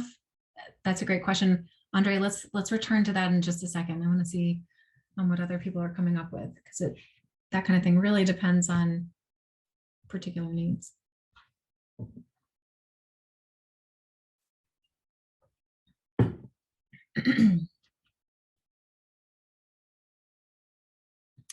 Great question, Amelia. Okay, our timer is off. Let me stop that. Okay, so thank you for sharing. I see a CC by NCSA, avoided ND, and some great questions. I'm so glad you guys are bringing these questions forward. So let's start at the top. Is CC by NC open enough? Andre, that really depends on what you want downstream users of your works to be able to do. So we can certainly talk about this more in full. I think actually it's a great question for our Q&A webinar with our copyright lawyer. I would say a lot of times CC by NCSA deters others from really reusing works because they get afraid of the non-commercial clause. They think that might affect them more than it does, or otherwise. So there may be things that you are trying to get the license to do for you that might be better done by a different license. We'd have to talk a little bit more fully about this, but I'm glad you're bringing it up here. Okay, and Amelia says, you mentioned that there are courses. Do they come at a cost? Yes, so we have our Creative Commons certificate course, which gives you official Creative Commons certification should you pass the course, and that does come at a cost. So our current course is at $500 USD, but we offer right now scholarships for our cultural heritage community members, and we'll continue to offer scholarships wherever we can. There are also discounts that we offer institutions that enroll bulk groups, essentially. There are also trainings that we do like this that are free, and then there are all of our training resources that you can access for free on our website. So certificates.creativecommons.org. You can go to the OER page to access an example of our syllabus, our different reading materials, examples of previous assignments, and you can also access the translations and so on. And Kerry notes that she's been avoiding ND. NEMA notes attribution share alike. The 4.0, thank you so much for asking that, NEMA. So I did not mention this, that is getting into some of the nuances that I think are that you can learn more about on our FAQ page or frequently asked questions page. You can also ask our copyright lawyers. But in the short time that we've created different versions of the licenses over the years. Initially, the earlier versions of our licenses were particular to particular countries and their copyright. So with our latest version, the 4.0 version, we universalized our licenses. That means what is true in one country is true in any other country where there's copyright. The 4.0 also allows users to have a 30-day window for resolving any disputes around copyright related to that license. So if you, for example, you have a CC BY license on one of your works and you notice that your work, no, you have a, let's say, CC BY and CND license on one of your works, and you notice that someone else uses it in an adapted form or uses it for commercial gain, then that person would have 30 days to come into compliance with your license terms before it became potentially a legal court case. I think I'm getting that right. We'll have to double check with Kat or anyone else here in the chat that might want to chime in, but the 4.0 is the most up-to-date version of our licenses.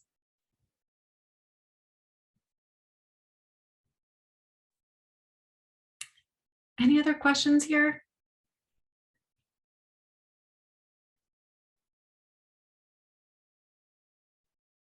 Okay, great. Well, then we get to the fun part. So this is where I copied and pasted a number of different screenshots to share the abundance of websites that you have at your disposal for accessing Creative Commons or public domain works. Okay, so where do we go for open content? As I mentioned, all of the images in this presentation, which I'll make available later, are CC licensed or in the public domain. Whoops. Where can you go for CC licensed content? Wikipedia is a great place to start. Wikipedia actually has Wikimedia Commons. So this is a collection of over 81 million freely usable media files, which anyone can contribute to. You can search by topic and find the images, audio, or video files that work for you, or you can just sign up for their RSS feeds. All of their content is CC licensed, and you can see, oh, thank you, Alex. You can see a little bit more about that on the main page of Wikimedia. Maybe, oh yeah, I think that, thank you for sharing that. And then Kat, maybe you can share the link to the main page. This is another really wonderful referatory that I wanted to raise for your awareness. So formerly, Creative Commons had a project called CC Search, which allowed users to search for any Creative Commons licensed image. And now WordPress has taken that project and created or revamped it as the Openverse, which offers over 600 million open objects to reuse. So you can search the Openverse based on keywords and filter based on the kind of use that you need. And I think they have an audio pilot going as well. So that's a really great option for you. Flickr obviously offers CC licensed photos and graphic images, and you can search based on the different CC licenses that you want, or you can just follow the particular users that you find most relevant. Okay, Pexels, some content is available for download and is licensed under the Creative Commons CC0 license or tool. Here, I think the images are just luscious. Pixabay used to have CC licenses applied, I believe. Now they, I believe, are sharing their content under their own license, which is equivalent. The one thing I would say is we generally discourage organizations and governments from developing their own open licenses, because that means they're not necessarily interoperable with other licenses. So Creative Commons licenses are considered the global standard. They're used on the vast majority of open works around the world. And because of that, we know what language applies. We know how the licenses can work together when you reuse them and so on, but that's not the case when you make your own license. But still, this is worth looking for content that might be of interest to you. We have images of empowerment. These photographs are licensed CC by NC, so non-commercial use only. Media organizations that have drawn from these images include the New York Times, Vox, Time, The Guardian, and so on.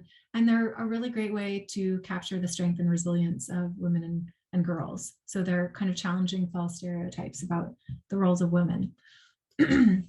We mentioned NASA and we mentioned SpaceX. Just to remind, NASA is part of the US government, so their images and audio that you can find on this website are automatically in the public domain. SpaceX is a private company, but they have released their content in the public domain using CC0. Getty allows free embed of 66 million photographs, but they're not CC licensed. So unlike CC licenses, which are irrevocable, their licensing terms are subject to change. So you just have to, whenever you use non-CC licenses or licensed works, just be very careful about the terms of use and make sure you abide by their permissions. And I think we all are, I know we're all familiar with Google. Google has advanced search functionality where you can search by the usage. So if you do that, you can basically search by CC license, and then you get a whole array of search results. But like any search results, you really have to kind of dig a little bit deeper. You have to go to the source material and see if it is in fact CC licensed. So it's a great place to start. It does require extra work to ensure that the works that show up are CC licensed. The Noun Project offers some really fun free icons and photos.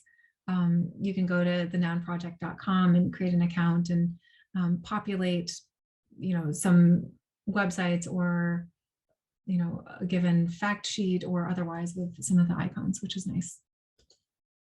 And then we have some different research-specific entities that I think are really valuable. So PLOS is a nonprofit open access publisher that empowers researchers to accelerate progress in science and medicine. And they're leading a transformation in research communication. So they have open licensed research. The directory of open access journals is similar. You can find so many incredible resources going through the directory of open access journals. So I can't recommend them highly enough.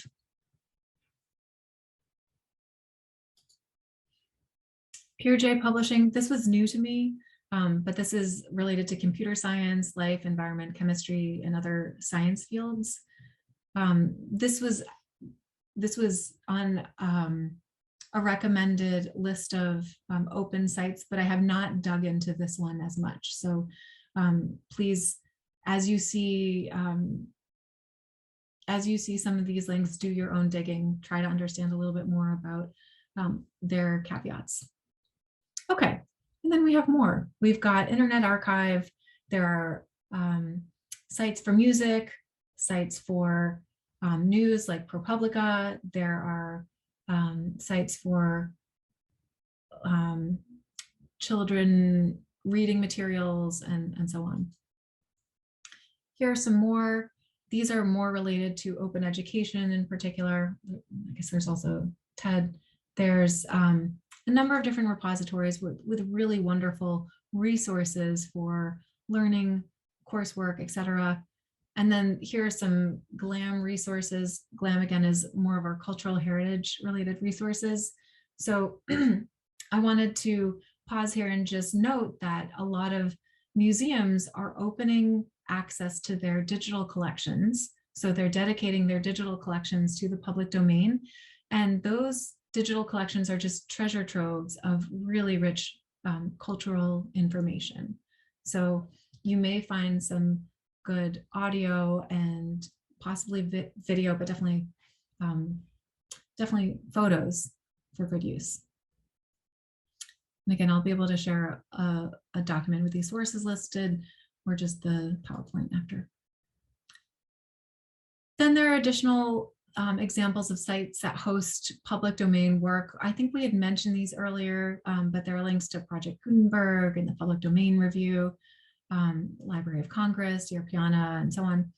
So this is all to say the work that museums have offered forward for our cultural heritage is just incredibly rich, and I expect that there's probably a lot of overlap between the needs for media that you face and what the museums are offering for free. Okay, great. So I'm going to pause there. I want to just give us a moment to spend a little time thinking about CC licensing. We've already tested out the chooser. So if you want to practice working with the attribution now in the license chooser beta form, you can do that. So you can go to the same license, creativecommons.org, choose link. Thank you for posting that. And click on the beta and then just see if you can fill out the different elements requested for attribution. While you are doing that, I'm actually going to keep sharing a little bit because I know some people in the audience have a little bit more experience with Creative Commons licenses, while others are still new to what we do. So please feel free to just mute me for the next few minutes if you'd like to dive a little bit more deeply into the chooser. Otherwise, I'm going to go into a little bit more detail around some of the reuse. Okay, so when you remix, and you know what, this is probably, don't get alarmed. I realize offering a big chart like this might be off-putting at first, but very simply, when you remix other Creative Commons content, things can get a little bit tricky at first if you are not clear on the permissions that you're trying to bring forward. So our recommendation is to, one, go to our frequently asked questions page for more information. There you will find this nifty chart that shows you what licenses you can remix together, what licenses have permissions that don't mix together. So that will help you determine your own cases of reuse. And you can always reach out to us at any time. This is something that we love to communicate about. We love to work with colleagues around the world on. And I think it can get somewhat tricky as you first start to work with licenses, but it gets easier and easier over time. Okay, I see a question's shown up. Is there any chance to use the CC license label as an electronic signature? Huh, I've never heard of that before. Thank you for asking that. So CC license labels are ways to communicate to downstream users about the permissions you're offering for your creative work. So I guess if you're considering the email that you wrote a creative work, then yeah, you're granting the email recipients permissions to reuse and adapt your email in the ways that you choose.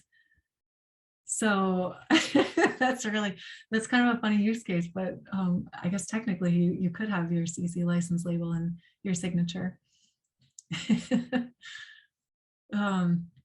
Yeah. All right, so for those of you who are interested in additional information about reuse, the remix chart that you see here, as I mentioned, it's in our frequently asked questions page on our website. This is a way to see if, let's say, you have a work that you want to mix with another work, or you want to apply a license of your own after using and drawing from an original work. There are a lot of considerations that underlie this chart. I don't want to overwhelm right now. I want you to come away from this knowing that you have resources at your disposal, both on our website and through CC staff, to help you think through any of the reuse cases that you might find yourself thinking through. And the main consideration for any reuses that you undertake, whether you're adapting a work or whether you are mixing different works together in kind of a multiple works remix, or if you are not adapting work and you are just simply reusing the work, the main consideration is what we call tassel. So you always want to the best of your ability, share the title, author, source, and license of the original work. And ideally, you're also going to share the date of the original work too. That really helps downstream users.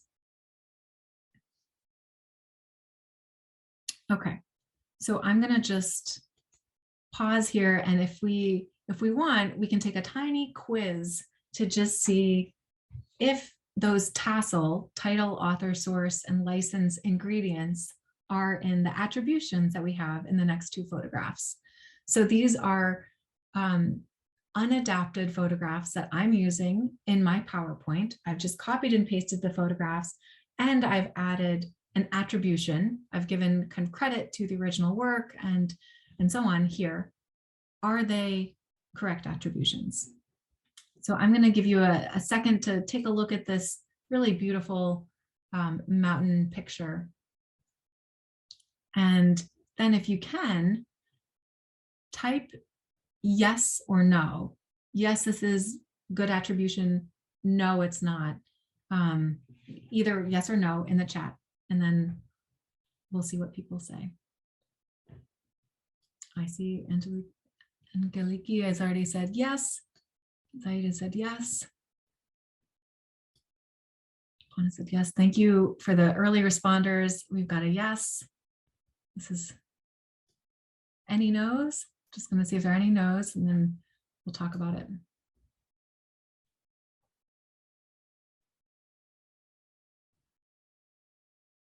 Okay, well, thank you so much for responding. We have unanimous yeses. Okay, Karen says yes, but it could say marked with ... Okay, yes, thank you. Technically, yes, this is attribution that we like. We have the title, we have the creator, we have the source, and we have the license. So I'm not going to be able to pronounce the German.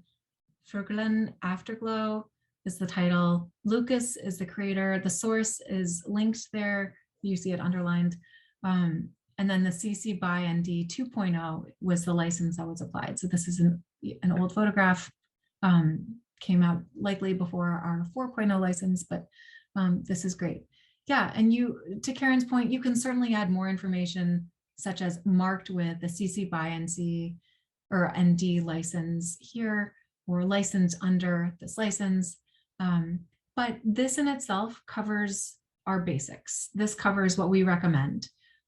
We do like to see the date included as well, if possible, but this is really covering the tassel ingredients that we mentioned. So that's great.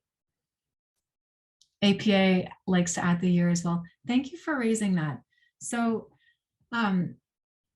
this is one thing that we get into in our course as well. So APA and MLA, these are different citation formats that apply to academic works, right? Citations are actually not the same as attributions. So where attributions are for copyright, they're a way for you to abide by copyright law, giving credit to the creator and also relaying the license information to downstream users. And in our case, we like to offer a little bit more. Citations are good academic practice. So citations are to avoid plagiarism. Attributions are a way to avoid breaking the law. They are not mutually exclusive by any means. You are allowed to add attributions to your work wherever you need to. We recommend adding attributions to the place closest to the work that you can for the works that you are using. We also recommend adding a licensing statement to your work in a way that makes it easiest for downstream users to understand what permissions you're granting them with your work. So There are no legal requirements for where you place your licensing statement or attributions, but we recommend having them as close to the content so that downstream users understand the permissions that apply to the works as possible. So citations are often in a works cited page or otherwise. They can be separate from an attributions page. They can also be intermingled with attributions. And there's a great, I did not add this to the resources, but there's a really great page that has citations and attributions information and examples of how to kind of combine if anybody's interested. Just put a note in our Google Sheet if you want more information on citations and attribution. Thank you, Karen, for raising that. Okay. Now, here is a beautiful picture of elephants. I love elephants. You probably can see it. There's an elephant right here on my wall. Here's another image. So I have not adapted this. This is an image of two elephants that I'm using in my PowerPoint. I've listed the information here. Can you let me know, is this good attribution? You can just write yes or no in the chat space, and I will stand by. I see we have a no, no, no. Missing the author. Okay, thank you. You all are right on it. You're making this very easy for me. So thank you all for note. We have another note. That's great. Yeah, I feel like everyone's aced this already. So you're doing really well. So this is giving information that is not relevant for attribution, saying it's a beautiful black and white photograph. We don't need to know that. We can see it. It's very beautiful. It is missing the creator or author information, the name and the link. So if you wanted to have a correct link, I'm going to post it here, but I don't think actually, Kat, do you mind posting it? I don't think the link to the baby elephant's photograph will come through. Anyway, there is a better attribution. And ideally, we would also include the date, although that's kind of above and beyond the tassel recommendation. Okay, there's the link to Flickr. So yes, we would add that link and any other links to the information that we could to let people know the title, the author, where they can access the information, where they can access licensing information. I didn't add the date here, but that would be good to add as well. Okay, so well done, everybody. We've now gone through a very preliminary look at copyright, a look at the considerations that affect copyright uses, such as limitations and exceptions. We've looked at the public domain and then CC licenses. So we've done a lot of work here. I actually want to give us a little break so we can just take a bio break and a refresher, maybe get a little bit of lunch if you are, or a little bit of dinner, depending on where you are. And then we will reconvene in about 20 minutes. So, sorry, 25 minutes. So those of you who have some additional questions now that we've run through this a little bit more, I'm going to stick around for the next 10 to 15 minutes, depending. And then I will also take a really quick break just to get a little bit more water so I don't lose my voice. The rest of you, I'll see you back here at 30 minutes past the hour. And that's when we'll have our Q&A with a couple of my wonderful colleagues.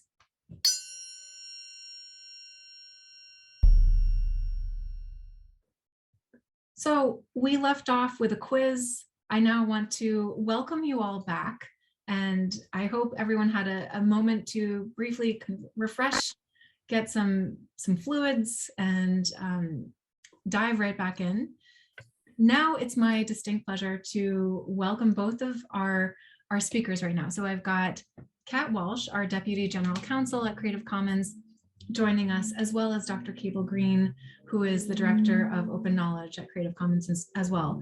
So they're joining us to not just share some additional expertise, but also really engage with you. This is a wonderful opportunity to ask them questions, engage in conversations, and really take advantage of this chance you have, hopefully, to think through some of the challenges that we started addressing earlier today. So I'm going to introduce Kat first, and then I'll turn to Cable for the first presentation. Okay, so Kat Walsh is the Deputy General Counsel at Creative Commons, soon to be General Counsel at Creative Commons. She was on the CC legal team from 2012 to 2015 during the time that Creative Commons worked on the 4.0 license drafting process. So that's one thing that we'd mentioned earlier, that was harmonizing or making universal the CC licenses that we talked about. So she returned in 2021 and has a nearly 20-year history in the free and open culture movements, including many years on the boards of Wikimedia Foundation, the Free Software Foundation, and has previously worked on library policy, technology startups, and online community management. And when she's not practicing law, she's also a classical musician.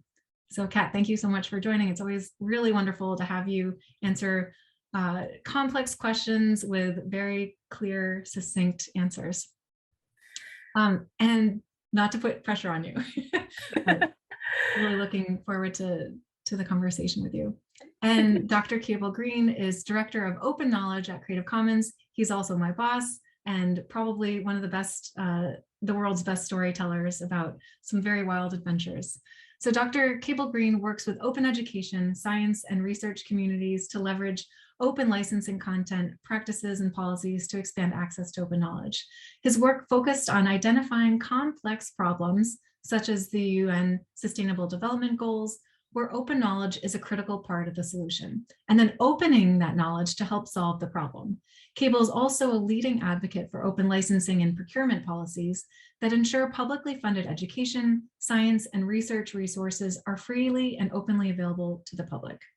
He has 25 years of experience with digital learning and open education, and has helped establish the Open Course Library, Open Up Resources, OER Policy Registry, the CC Certificate, the CC Open Education Platform.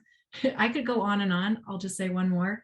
The campaign for Open Up Climate and Biodiversity Research, or to open up climate and biodiversity research and educational resources.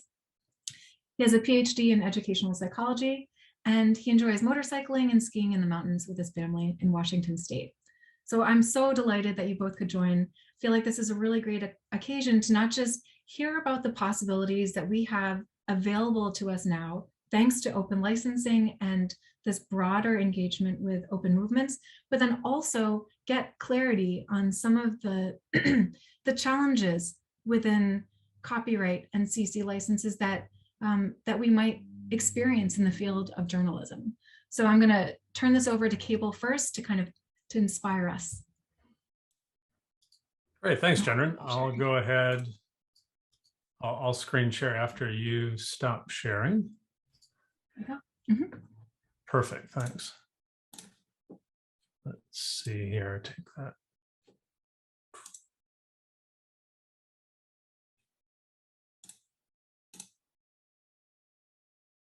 Okay, how does that look? Perfect. You can see, okay, great. Oh, hi, everybody. It's a real pleasure to be here. I'm going to hone in on something Jenren just talked about, the idea of looking at the biggest challenges in the world and then talking about how open knowledge is an important part of the solution. And the reason I thought it would be useful to talk about this with journalists is that we firmly believe at Creative Commons that that a free press and good investigative journalism is a critical part of society.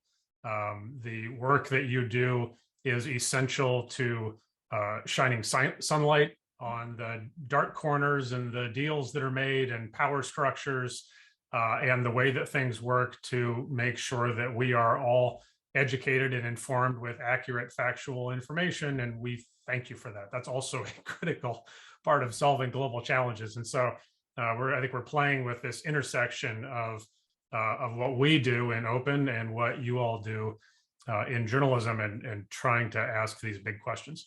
So these slides, Jenron will make these available to all of you. They're all licensed under a Creative Commons attribution license, so feel free to use them as you see fit under the terms of the license.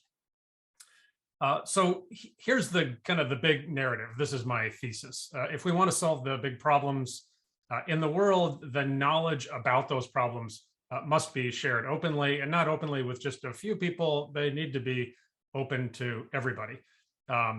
And we mean something very specific when we talk about sharing knowledge. I'll get to that in a minute.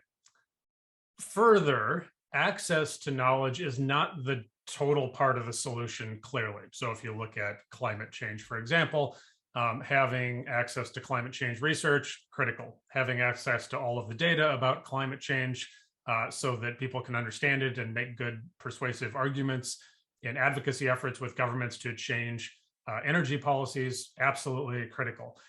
Is that everything we need to work on climate change? Absolutely not.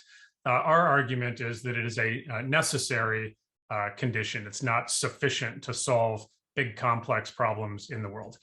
And yet it is a very important, and we would argue, a critical path to solving big problems.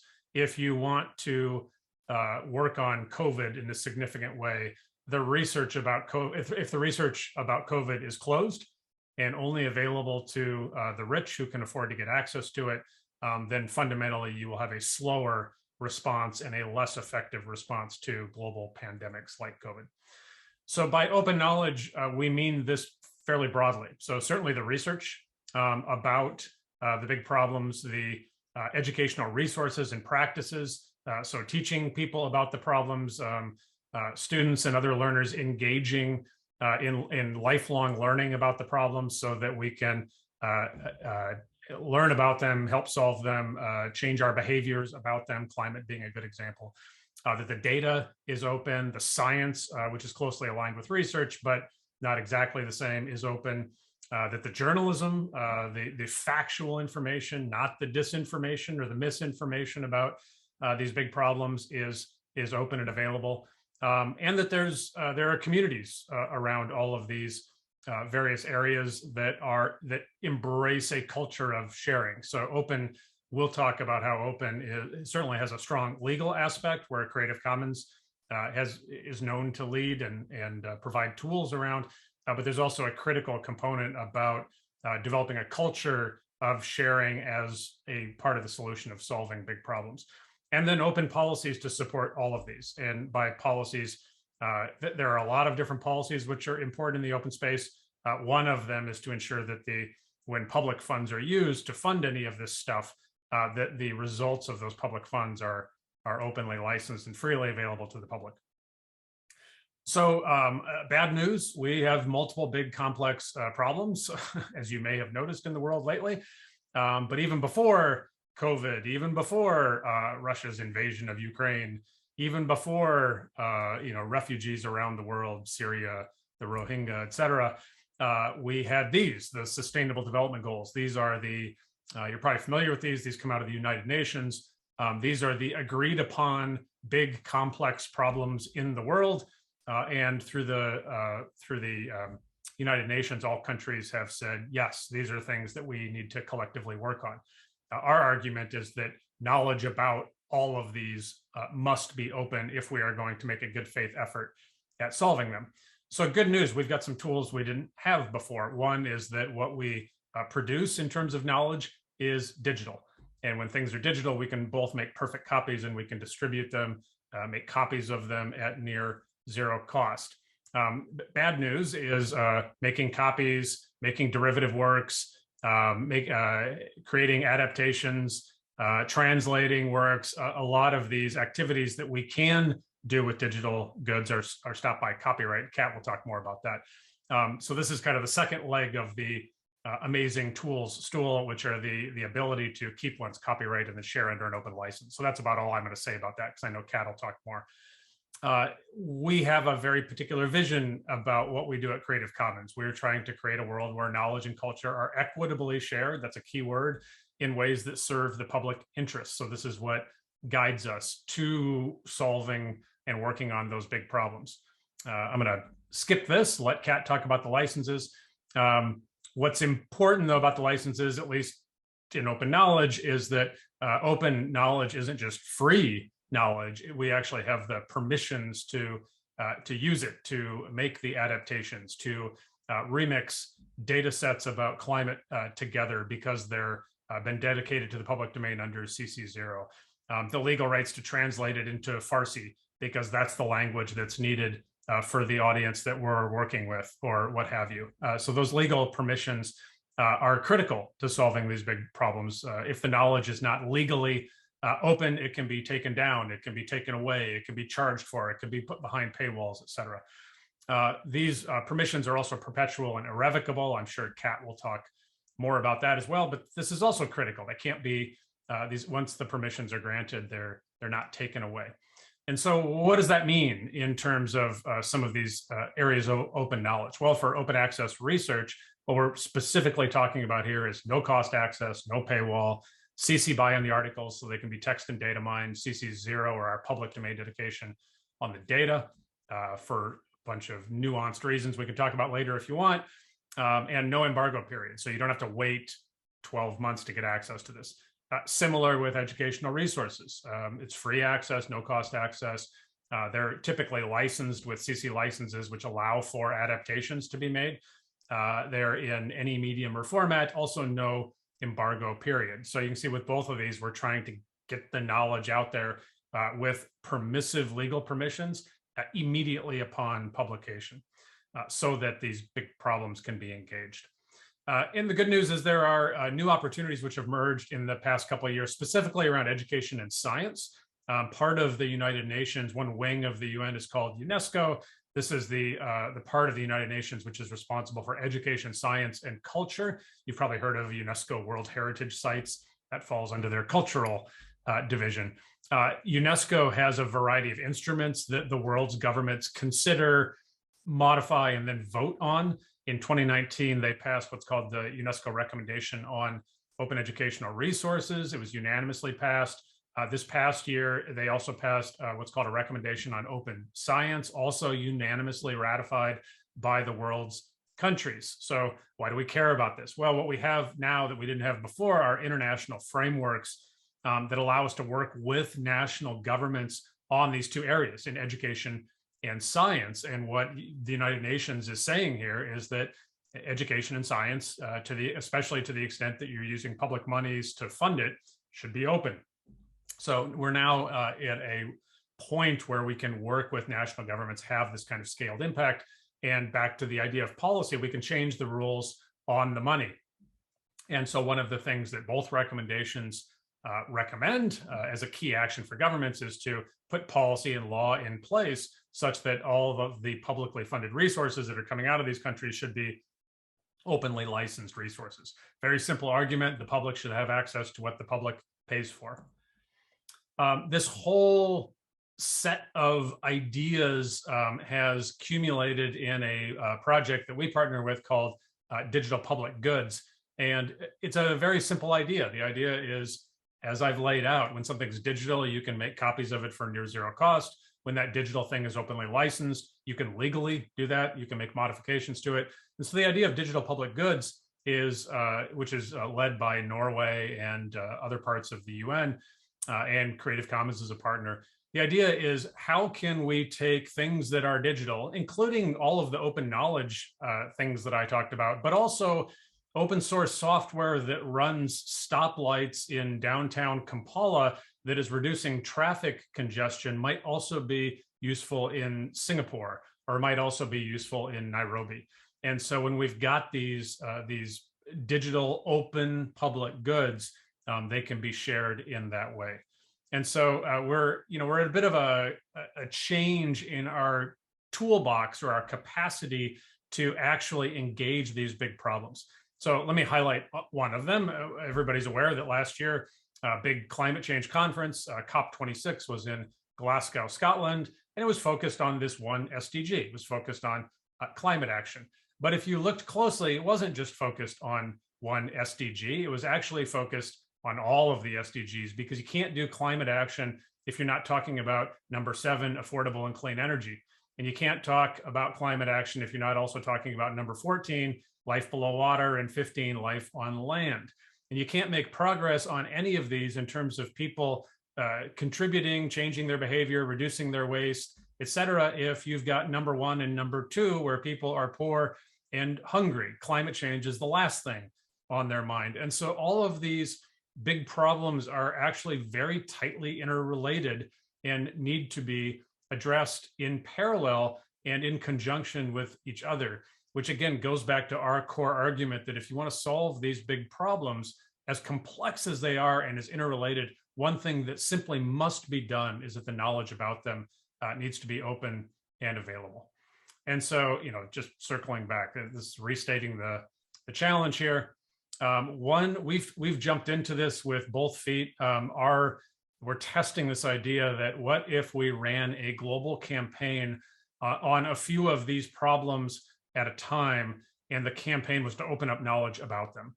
And so we've launched in partnership with Spark and Eiffel, a joint initiative that's a campaign to open up research and educational resources and data and software and hardware. So a variety of open knowledge about climate science and the preservation of biodiversity. We mean for this to be a 4-year campaign, and we're scaling up for that right now. We've also, we're coordinating for lack of a better phrase, we're calling it the Ukraine Task Force, but it's really around open knowledge. So what is it how can we be helpful as international organizations? There's several of us working together, including with the United Nations, with UNICEF and UNHCR and others. How can open knowledge be helpful to refugees? Are there ways that we can help to preserve and protect Ukrainian cultural works, which right now have cruise missiles raining down on them? Are there education resources that could be provided freely and openly and translated into useful languages so that the adaptations be made for refugee children that are spreading across the world as they've been forced to leave their homes? So this is not one of the Sustainable Development Goals, but still a complex, critical problem. And we're asking the question, what can open knowledge do? So I'll stop there. I'll just say I'm eager to work with all of you to solve these big problems. And I believe that journalists have a key role to play. Thanks, Jen. Back to you. Thank you so much. And if anybody would like the slides, of course, I will make them available afterwards. I will also see if I can add a couple links to Spark and Eiffel as well, in case you're interested in the partners mentioned. And now I will turn it over to Kat. Great, thank you. And I know you got a great introduction to the licenses already from Jenren, who has done this many times before and will probably gives this talk better than I do. So I will try to be brief, and I will try to mostly talk about the things that I think are interesting about Creative Commons licensing, so we can get on to all of your questions that will probably be that will probably stump me, as they usually do. So Creative Commons was founded largely because copyright was broken, at least in the eyes of the founders, most notably Larry Lessig. Copyright was meant to incentivize creation of cultural works and be a trade-off that would create more culture, more knowledge, more innovation. Back in 2001, in the founding, there were court cases about the constitutionality of extending copyright. The authors were initially promised a particular term, and legislation was introduced to extend that term, which was not going to make the authors who wrote those works many decades ago write any more works. They were long dead. This seemed like a really bad trade-off. It turned out that they lost that case, and the copyright term extension went through. And just something seemed wrong about that. How could they do something to make it easier to share, to make more culture, to create a balance that would strike a better balance between the rights of creators to get paid for their work, to create situations where they could create more works, and the rights of the public to enjoy and share culture.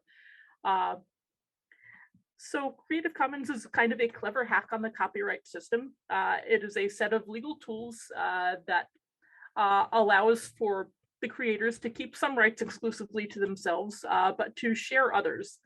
And sometimes those licenses are a better balance than the one by default in copyright law. By default in copyright law, you as the user of a work are permitted to do almost nothing.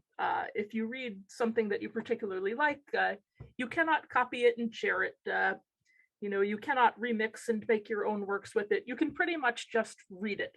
There's some exceptions to that in things like fair use in the US and fair dealing in other countries, but it's pretty limited. So we have a set of licenses that allow you to share. Some of them require only attribution. Some of them require that only the creator can commercialize the work. Some of them dictate how you can make remixes, but all of them are more open than default copyright.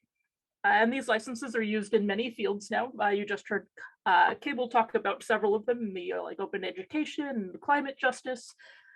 Journalism is one where many people use these licenses, scholarship and research, original art and music. And we have a set of tools for public domain releases, and a lot of those are used, for example, by galleries and other institutions, as well as individuals and scholars. So these are a set of tools that work with copyright. They don't depend on any changes in legislation. They work with the legislation that already exists in countries around the world. And they reduce the barriers to sharing. You don't need a custom license written up by your own lawyer, which can be difficult and expensive, not just for you, but for all the people who need to understand it. You can use ours. They're available to you for free, and they're well understood and recognized by others around the world. So there are 6 license types in the CC license suite, which you've already seen. There have been 4 versions over the years, maybe a little more than 4 versions. There have been some small ones, but we have version 4.0 is the latest, and all of them require attribution or credit. You can choose to be anonymous if you would like to, but by default, all of them require attribution. And you can choose from among other options. You can choose non-commercial use, you can choose to forbid derivatives, or you can choose that any derivatives must be shared alike. That is, if you build on one of these works, that you must share it under the same license to ensure that everything built on your work remains open. It's meant to provide a set of options because not all options will work for everybody's situation, but not too many so that they're easily understandable, and there's not so many that it's difficult to build on top of Creative Commons licensed works. So I have one slide just for attribution because that's where most of the difficulties come up. By and large, most of what people want when they put a Creative Commons license on their work is they want credit for it. They want people to know where it came from, who made it, and sometimes very particular about that, who exactly should be credited, like where they can find it. And the requirements around that are pretty flexible, but there are 4 elements that must be included. You must include the title of the work, the author of the work, the source of the work, and the license of the work, in whatever format makes the most sense for your use. And there is an example string in the slide. If you get that correct and you're using a Creative Commons licensed work almost all of the time, like everything will be fine. You have done the correct thing. You do not need to worry about it, and it makes it much easier than having to go through a complicated negotiating process for permissions. Other than that, there are some other notable features about the licenses. Particularly, Creative Commons licensing extends as far as copyright does, but no further. For example, if your use is permitted by fair use or fair dealing, you do not need to follow the license conditions. For example, if you are doing a commercial news reporting story and you are making a fair use of something licensed non-commercial, you do not need to pay attention to the CC non-commercial license because your use is covered by a limitation exception to copyright. That's deliberate. We mean to add more permissions and make sharing easier. We don't need to add additional restrictions on top of copyright. These licenses are enforceable in court, even though no money changes hands. There have been several cases about the enforceability of licenses like the CC licenses that say, like, yes, this is a This is a valid license. These conditions should be upheld even though no money has changed hands. It's applicable to all kinds of media, so news, scholarship, art, any creative work you can think of. They are applicable to software, but we do not recommend them because there are so many software licenses that already existed before Creative Commons was founded. CC was inspired by these software movements as well. And they're very particular to the ways that software is shared, in particular requiring things about source code, and those communities already exist, and introducing new licenses into those communities makes it more complicated to share things. So for code itself, we recommend that you use the software licenses.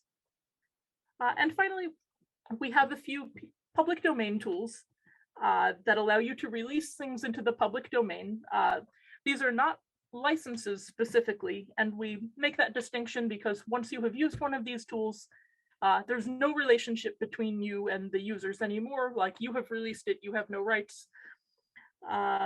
Whereas with a license, there is still a relationship between you and the users. For example, if they violate one of the conditions of the license, then you can ask them to repair that. You can seek damages. If you've released it into the public domain, it is public, you have set it free. I will end there, and so we can start the Q&A. And just to make it clear that I am a lawyer, but I am not your lawyer. I will give the best general advice that I can and talk about ways that principles can be applied, but I cannot address your specific situation or advise you what you can do. Similarly, after you hear this, you may not give legal advice to others, but you can share what you've learned and where you've found it, but you may not advise people on their specific situations. But I will do the best to give the actual answers and not just say it depends to everything. Thank you. Oh, I will also clarify that I am a US lawyer. I will try to flag it where I know that the answers differ in different jurisdictions. Sometimes I may not be aware of it, so I will say that I am only licensed in the US. Thank you so much for that. Excuse me. So I want to take a pause here and first thank both of our speakers. We've covered a lot of material today. We've also reiterated some of the themes that we started with at the beginning of this training. So this leaves us with I think the same potential tension that we started with. We recognize that journalists have a need for training in CC licenses and what it means to advocate in our open spaces, in our open communities a little bit more, and take advantage of freely sharing resources and knowledge. But that is at odds with, from our research, with the need to make a living from journalism. So what I want to do now is zoom out, ask Cable a question about this. But then I also want to hear from all of you. If you have questions, if you have comments that you want to throw out into this discussion, this time is really for you. So please, please, please take advantage of it and ask your questions as long as we have you here. Okay, so zooming out for a second, Cable, I want to ask you the first question around how we might convince some colleagues or our editors, our organization, about the benefits of going open with our content and how it might be advantageous, because we know it's not necessarily an either or. Either we keep it closed and we make money, or we open it and we lose money. We know it's not as simple as that. Go ahead. Sure. And I would say of all of the sectors of society that we work with, journalism, I think, is one of the most complex, because existing journalism structures have been so disrupted by the internet and social media and the traditional models of advertising revenue and paying for ads, and you've been disrupted by ad revenue moving. Your business models have been disrupted by things like Craigslist, where people rarely pay newspapers anymore to try to sell my car. And so I want to start by recognizing how difficult all that is and how there are a lot of experiments going on right now around business models and trying to figure that out. So, and I understand that's a critical part of this conversation. That being said, let me offer some reasons why some journalism institutions and some individual journalists are putting open licenses on their work. One of them is goes back to mission. And this is probably the most important conversation that Creative Commons has in education, in science, with research, with journalists is why do you do what you do? And and I'm not an expert in journalism, but your profession, as I understand it, is mostly about sharing the truth and facts to help people understand the world so that people can make better and informed decisions. It's to hold power accountable. Like it's this really critical part of society that makes a civil society work. And to the extent that sharing knowledge, truth, factual information is at the core of that, having that knowledge paywalled is problematic.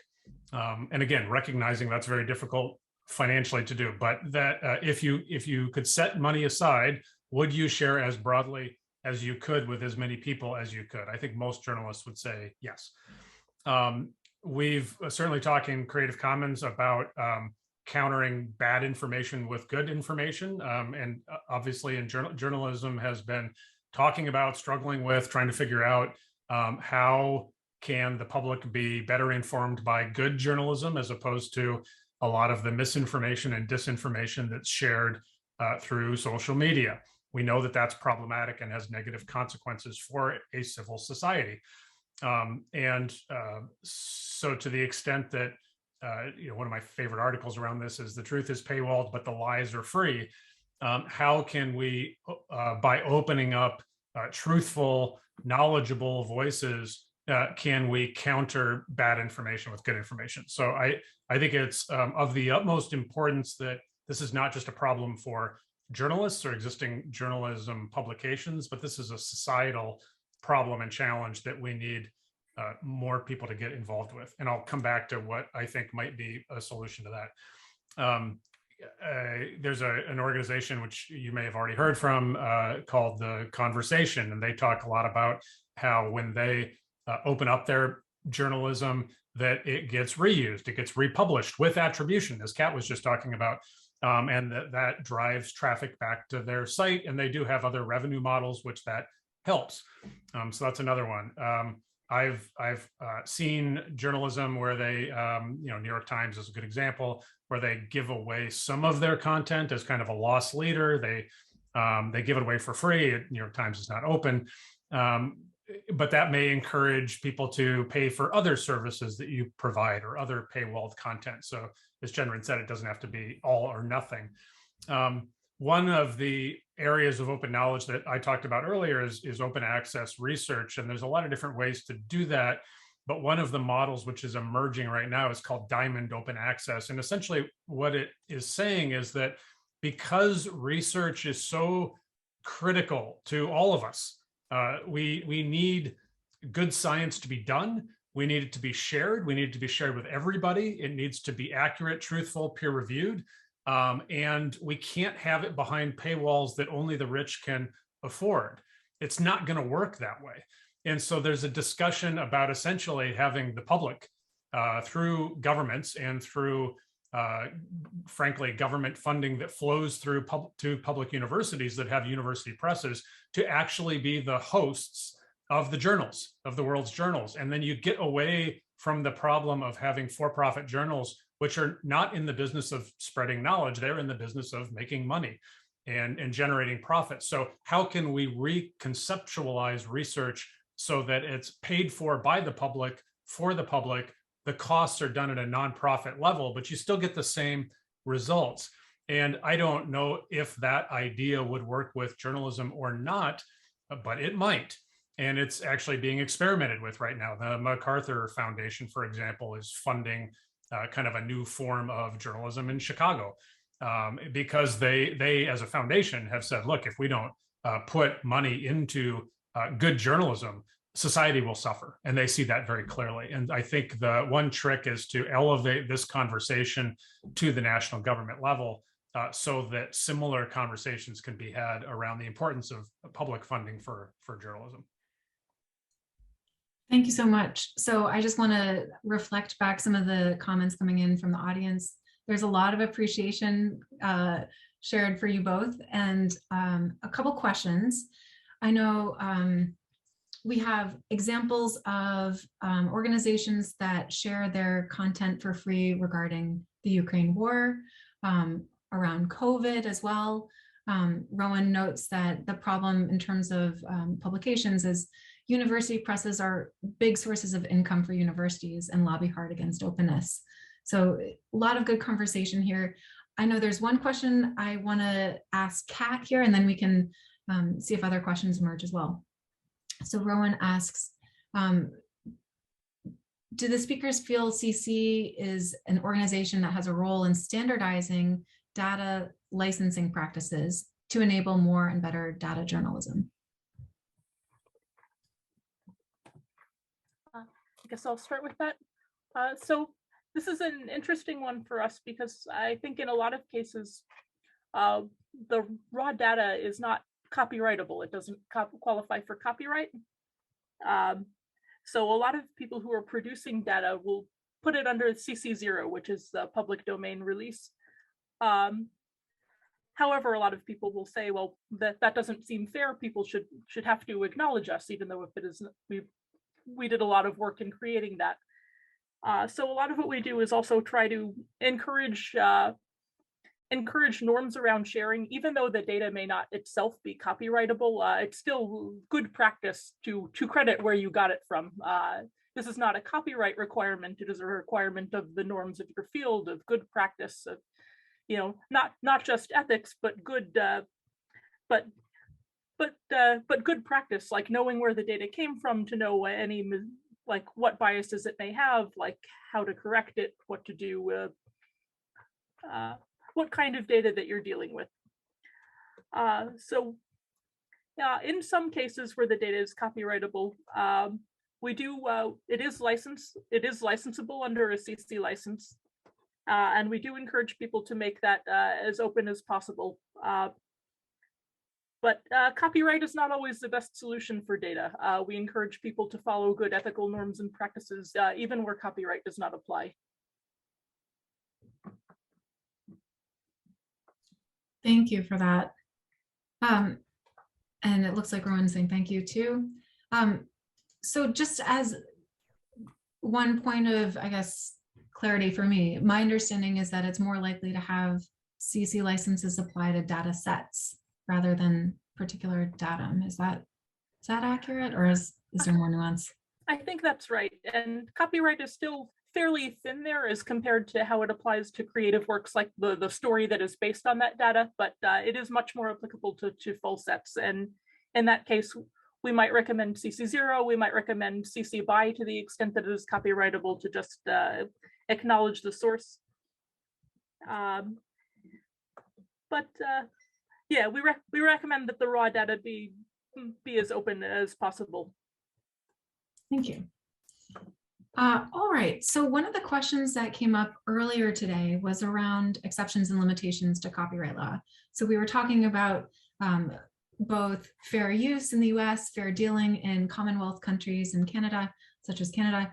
We know that there are some additional education exceptions in some countries, but one of the audience members was asking about some more distinctions among different countries. And I didn't know if you wanted to speak to that at all, or if you had any kind of general takes on exceptions and limitations to copyright. Oh yeah, this is a difficult one because the situation of exceptions and limitations does differ so much in different countries. The US is pretty broad. Other countries have very specific exceptions for, you know, educational use, for library use, for preservation use, things like that.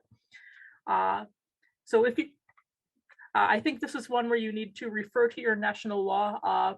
A lot of things like private research and study for educational uses is pretty much always permitted by almost all nations' laws, things, and most laws, limitations and exceptions have are pretty tolerant toward uses that do not affect the market for the work. For example, where buying the work would not be a substitute, where you're not substituting for people buying the work, where it is very much about criticism and scholarship. But this is so national law dependent, I'm not sure that I could give a good answer to it. Thank you so much. And just a flag here, if anybody has a question that they'd like to ask live via audio or audio and video preferably, go ahead and ask it. Otherwise, I know we have some other questions from earlier. I see Andre has his hand raised. Go ahead. Okay, thanks, Jen. I'll repeat my previous question, but I also have another additional question now. So the previous question was just about, how to license something that it's open enough, but not so open that it's open for abuse, basically. That's where that question came from. So, CC by NCSA, reason why I was considering that is I don't want others to go and make money off my hard work. And especially if you create something that you feel that's a bit unique, I can see that immoral people might use that in ways that you don't want them to use it. But you obviously want as many people as possible to benefit from that work, and also to open it up wide enough so that as many people as possible can adapt it, and use it in their context and circumstances, because that's the whole point. And then I'll just ask my other question as well. It flows a little bit from this. I see on YouTube these days you can upload. I suppose it's been there for a while, but I've only noticed recently that you can upload Creative Commons content or license as CC content to YouTube as well. And my question is, that's monetized sometimes. If you upload content to YouTube and it's monetized, but you've licensed your own content as non-commercial, for example, what's the implications there? What's going on there? Can you upload CC content to YouTube and still make money from it? Is that ethical? That's it. Thank you. Thank you for both of those wonderful questions. This is going to, I think, blossom into some really great conversation. So I'm actually going to field it to either Cable or Kat, who wants to respond first. Kat, I'm happy to go first or follow your lead. What's your pleasure? I think I will start with the second part of that question. So many years ago, I actually tried to campaign for the non-commercial name to be changed to commercial rights reserved, because I thought it was a better characterization of what the license actually does. So if you are the creator of something and you don't want other people commercializing your work, but you would still like to be able to monetize it, that's basically what the non-commercial license is for. So if you are uploading your own non-commercial licensed work to YouTube and it is monetized, like, there is no ethical problem with you collecting the money from that. It means that other people who share it can share it non-commercially. They can, copy it and share it to their friends, but they may not monetize it. They may not re-upload it with ads, for example, but you may do that. The revenue stream belongs to you. And then I'll pass it to Cable. Yeah, I'll start with the first question and then I'll make a quick comment on YouTube.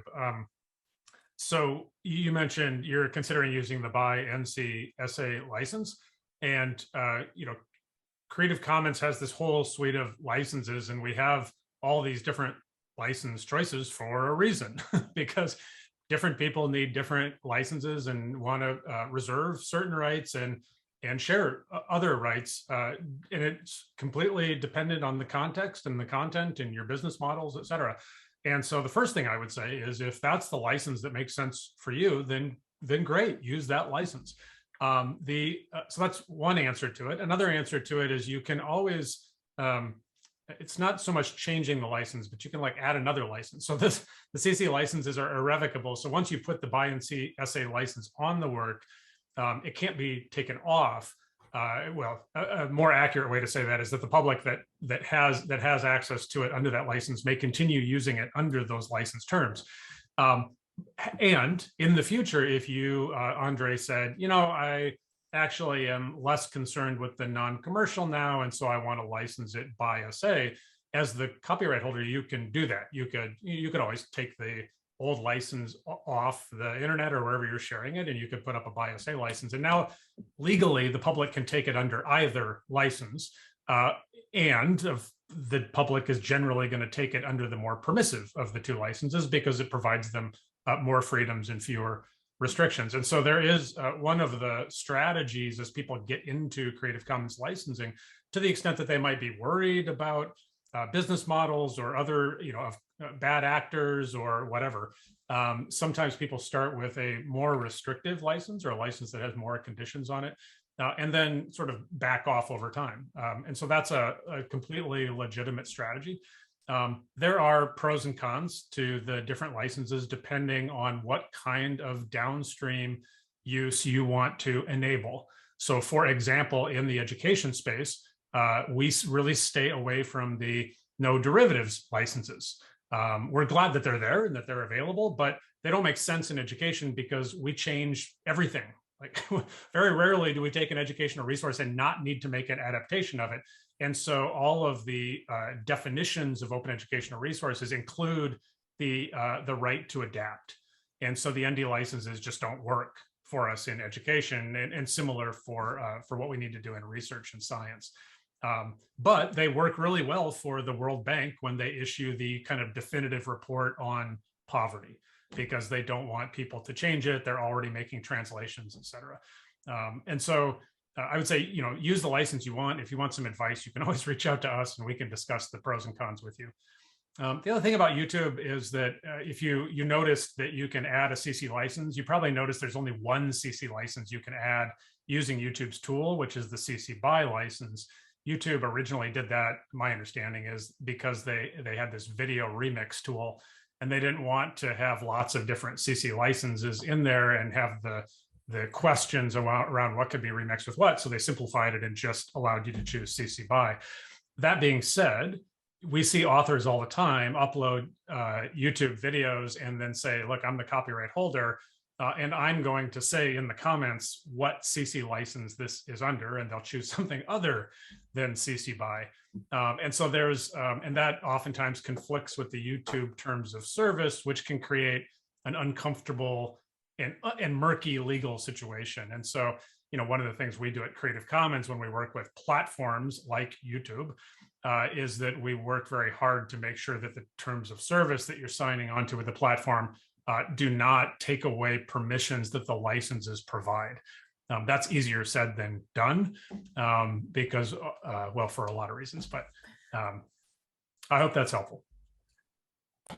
Thank you. Thank you both. I love that those two questions that came in because I think we could actually have a whole nother webinar on a lot of these topics around the platforms that we use to host CC licensed materials and the implications of applying an individual license or another. So really great to hear this initial response. We have a question from Angelika who says, a question for later, are CC licenses contradicting to NFTs or non-fungible tokens? Kat, do you want to take that? Sure. So I think they are not contradictory. I think that in fact the minting and sale of the NFT has almost nothing to do with the copyright of the underlying work.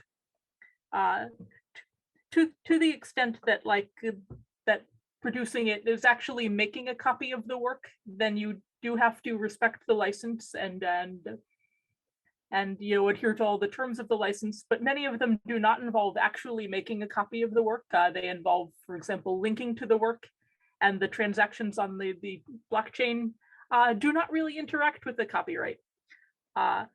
There's been some really interesting writing about this, about how it is unbundling the concept of ownership of the work from ownership of the copyright.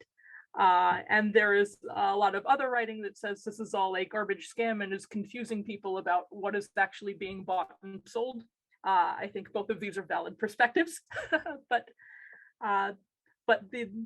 the actual like mechanism of an NFT itself has very little interaction with the copyright, so that the underlying work may be licensed in whatever way that you would like to. I know a lot of the community has been using CC0, for example. Like, they do not care about the copyright ownership, they care about the ownership of the token. And some of them have just left it all rights reserved, and some of them are acting as if transferring the token is actually transferring the copyright of the work.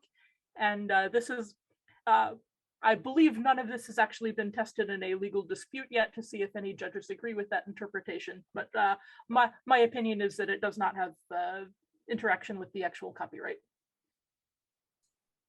Thank you for that. And it looks like people shared a link as well. I wanted to go back to a question I had for Cable. I realized that we have about 10 minutes left. So before I ask any additional questions, I want to see if folks in the audience have a question that they'd like to ask. Again, you're welcome to post it in the chat space, but you're also welcome to unmute your microphones. Let me just give folks a minute.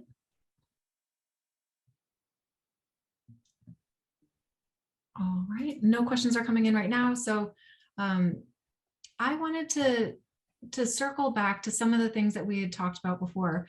I know you've mentioned a number of examples already, Cable, but maybe you can give some concrete examples that participants here today can come away with and can understand how open practices have made a difference around information sharing. So maybe something that people can put in their pockets and save for later and share with their colleagues. I don't know if you have any examples that you'd like to share with links. With links, yeah, sure. Sorry, I can also post links later. No, I can do that. So yeah, let me give a few different examples from different sectors. So let's start with COVID, since we're all very familiar with living in a global pandemic. The argument has been made at the highest levels of governments around the world that knowledge about COVID needs to be open, so that we can work on solving it collectively and with as many good minds on the problem as possible. And so I'll drop some links in here as I'm talking. So here's the first one. This is called CORD-19. It's the COVID Open Research Data Set. And the idea is these are scholarly articles and data sets that enable researchers to apply artificial intelligence and machine learning strategies to identify new knowledge about the pandemic. And the reason that this broad data set needs to exist is that you can't do that kind of analysis with just one study. And so if you're going to ask, frankly, if you're going to ask questions that you don't know the answer to, you need tremendous amounts of data and high quality data about the problem. And then you can start to ask hypotheticals and using some of these sophisticated machine learning and AI tools. In order to do that, oftentimes this implicates copyright. So if I'm making a copy of a work, or I'm creating derivatives of that work, and then I'm creating remixes, and I'm using tools at my disposal to do this, oftentimes that implicates copyright. And so we want to make sure that these works are open and that the data, as Kat said, has been dedicated to the public domain. So that's an effort around that. Here's a second link that I'll share. This is out of the National Library of Medicine, commonly known as PubMed Central. This is where the research that the US federal government funds goes after the embargo period, which we don't like the embargo period, but there is a 12-month embargo that's allowed. The idea of this is the Public Health Emergency COVID-19 Initiative. Publishers can voluntarily deposit COVID-19 articles here to be discovered, and it does require that at the article level that it's openly licensed for reuse. and that articles that are all rights reserved copyright are not allowed to be in this. And so what we saw was a real mix of both accelerated open access, where more COVID-19 researchers around the world said, oh, I get it. Open knowledge is actually really important, so I'm going to publish under a CC license. There was an acceleration of that. We also saw more funders say, oh, if we're going to fund COVID research, we're going to require a CC BY license and require the data to be in the public domain under CC 0. And there were also kind of short-term free loans, if you will, where knowledge had been published behind publisher paywalls and the copyright had been transferred to the publisher. Some of these publishers said, well, for the next year or the next 2 years, we will allow these articles to be available. And so there was a lot of that kind of short-term sharing that happened, although the US federal government and PubMed Central said, not here. If it's here, it's got to be open, which we were happy to see. Another example, so let me shift away from COVID because that's kind of depressing.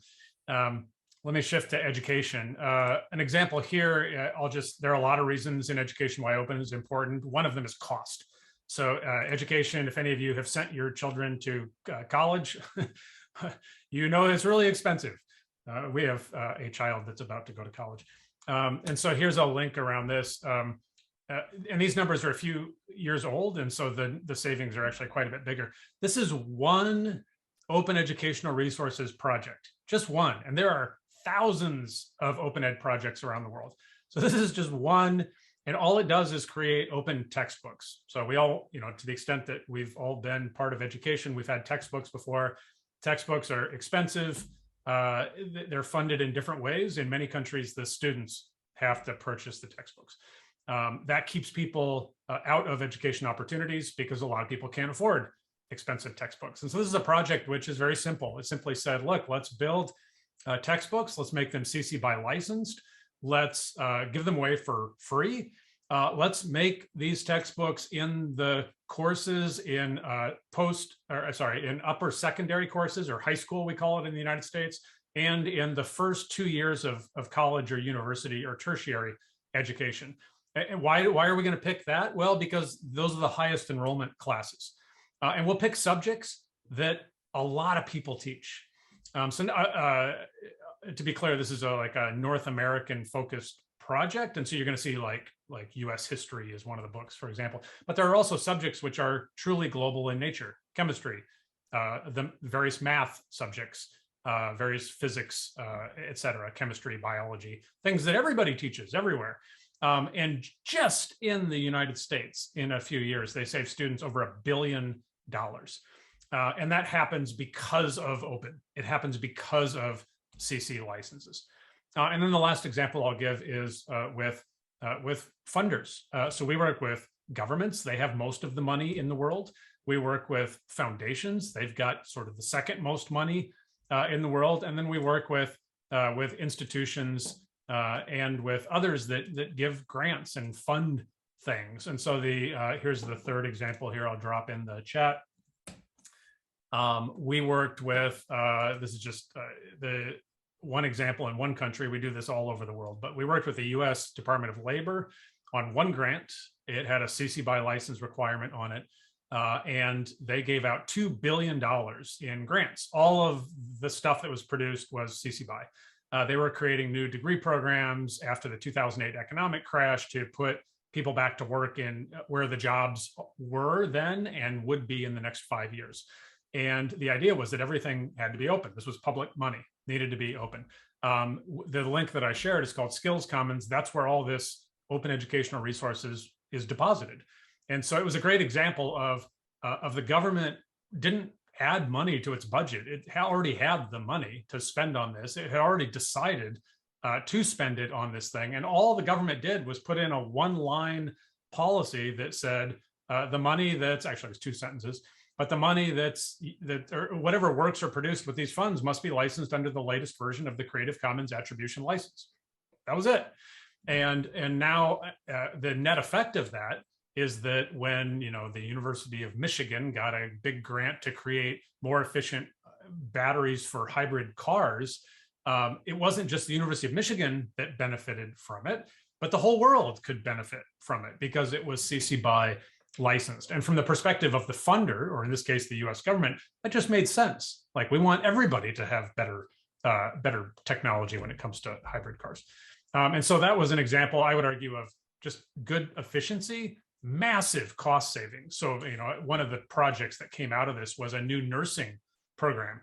Nurses are in short supply all over the planet, as based on the demographics of your country. In the United States, where I live, the population is aging. The baby boomers are going into retirement. They need massive healthcare, and we don't have the nurses or the doctors to do that. And so one of the programs was a nursing program that trained RNs and BSNs and other degrees, and it's all open. And so other institutions were able to take that and enhance their existing nursing programs, and in some cases build new programs, because it was all free. All the content of the degree program was free and available. And so in our mind, this kind of stuff is just a no-brainer. That being said, it's hard to do. It's hard to change existing structures. And there are a lot of powers out there that have no interest in changing existing structures because they make a lot of money from the existing structures. And so we're up against a lot of headwind on some of these ideas, but we believe we're on the right side of history. So we keep fighting. Okay, well, thank you so much. I realize we're out of time and our next speaker is here. I just want to take one additional minute and see if either Cable or Kat has maybe one closing remark or anything. I will say there's a question that I thought we would get to that's in the chat. I'm going to see if Cable and Kat might respond to it in our Google Sheet that we have made available. So I'm going to post Miss Amygdala's question in our sheet, and we'll get you guys a response. We'll get you a response shortly. Okay, any closing remarks before we introduce Mary?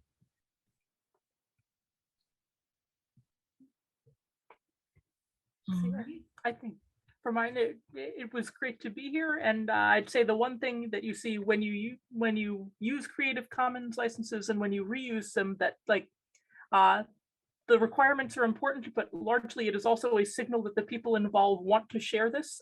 So most of the time, this means that any disagreements or any technical issues can be worked out because everybody involved, in fact, wants to share. Thank you.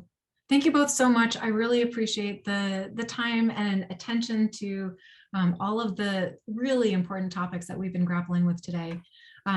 We will follow up with additional links and obviously the recording link to this after the session. But now it is my pleasure to introduce our Google News Lab US Teaching Fellow, Mary Nahorniak. So Mary's joining us. She focuses on collaborating with journalists and entrepreneurs to drive innovation in news.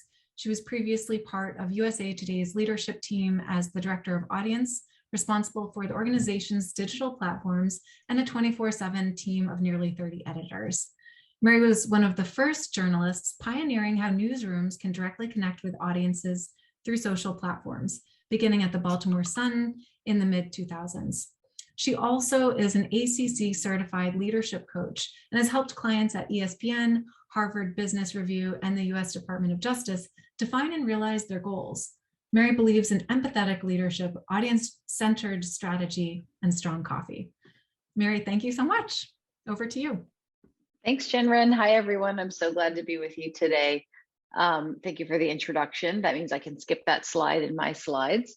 What I'm going to do this morning, or I guess afternoon for many of you, although I think we're probably spanning a lot of time zones here, I'm in California, is share some of the training offerings that I can do as the US Teaching Fellow. And I'll also share with all of you that there are about a dozen of us teaching fellows around the globe. So for folks in other countries, I may very well have a colleague to connect you with if there's a training that you'd like for your newsroom. So let me go ahead and just share some slides. And so I'm happy to do any of these trainings for newsrooms, again, connecting you with my colleagues. And then for those of you who are freelancers, also happy to point you to some resources too. So let me just share a little bit of what's possible. And one thing that I have for you all that I'll drop in the chat is a, find the chat on my screen, here it is, cheat sheet of the training menu. So what I've done in there is I've broken down how long some of these trainings typically take. And so just some options of what's possible, like what you can do in an hour, what's better done over the course of a series, et cetera. It's all customizable, but I found that that was helpful for folks to just think about it. Everything that I share, training offerings and tools, it's all free. So it's made possible by the Google News Initiative, and I'll share a little bit about that first. So this is a quote from our CEO, Sundar. Google cares deeply about journalism. We believe in spreading knowledge to make life better for everyone. It's at the heart of Google's mission, and it's the mission of publishers and journalists. The way that I think about this is that when people are using search to find news and information, we want them to find reputable, factual, good information, and that is largely being produced by journalists. So it really is, it is the heart of the mission of connecting people to good information. And so we want to make sure that that's a good experience for everyone. And so the GNI, the Google News Initiative, is Google's effort to support journalists in that work. And there are a number of different ways that we do that. As mentioned, I'll talk largely today about the training offering. So my role focuses on the first group here, advancing the practice of quality journalism. And then many of my colleagues work on some of these other things. So strengthening and evolving publisher business models done through programs like Subscribe with Google, cultivating a collaborative global news community that's done through some of our development of tools. I'll talk about one of those new tools this morning. Through other things like our innovation grant challenges, which are global as well. So just to kind of give that bigger picture. So the first training, and probably my most popular and favorite to give, would be fundamentals. And the three tools that I typically combine in this fundamentals training would be an advanced search training. That includes search modifiers that are most useful for journalists, as well as showing 5 different specialized search engines that use all the power of Google search, but only search certain things like data sets or like academic papers. And so I walk through how we use those and how they sort of can apply to journalistic work. And I also love to show Google Trends in this training as well. So any of these can be a very deep dive on a specific tool or tool set that can take 30 minutes or an hour, or we can sort of do them a little bit more quickly. It depends on sort of who's in the room. I try to make sure, knowing that a lot of times the group includes the bell curve of learners. So you have, a few folks at the forefront that are really capable and using digital tools all the time. Most folks somewhere in the middle, that's a big part of the bell. And then sometimes there are some people who are struggling a little bit to catch up.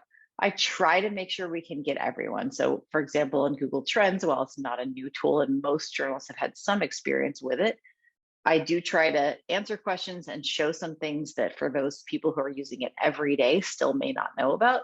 And then also show most people, here is how you might bake this into your workflow and use it every day. So that's the fundamentals training. That's what I call fundamentals. Those 3 tools or some combination of the 3 that really are foundational for sort of building what you might do after that. And I find that even something like advanced search, we are all searching all the time. We're generally doing it without thinking much about it.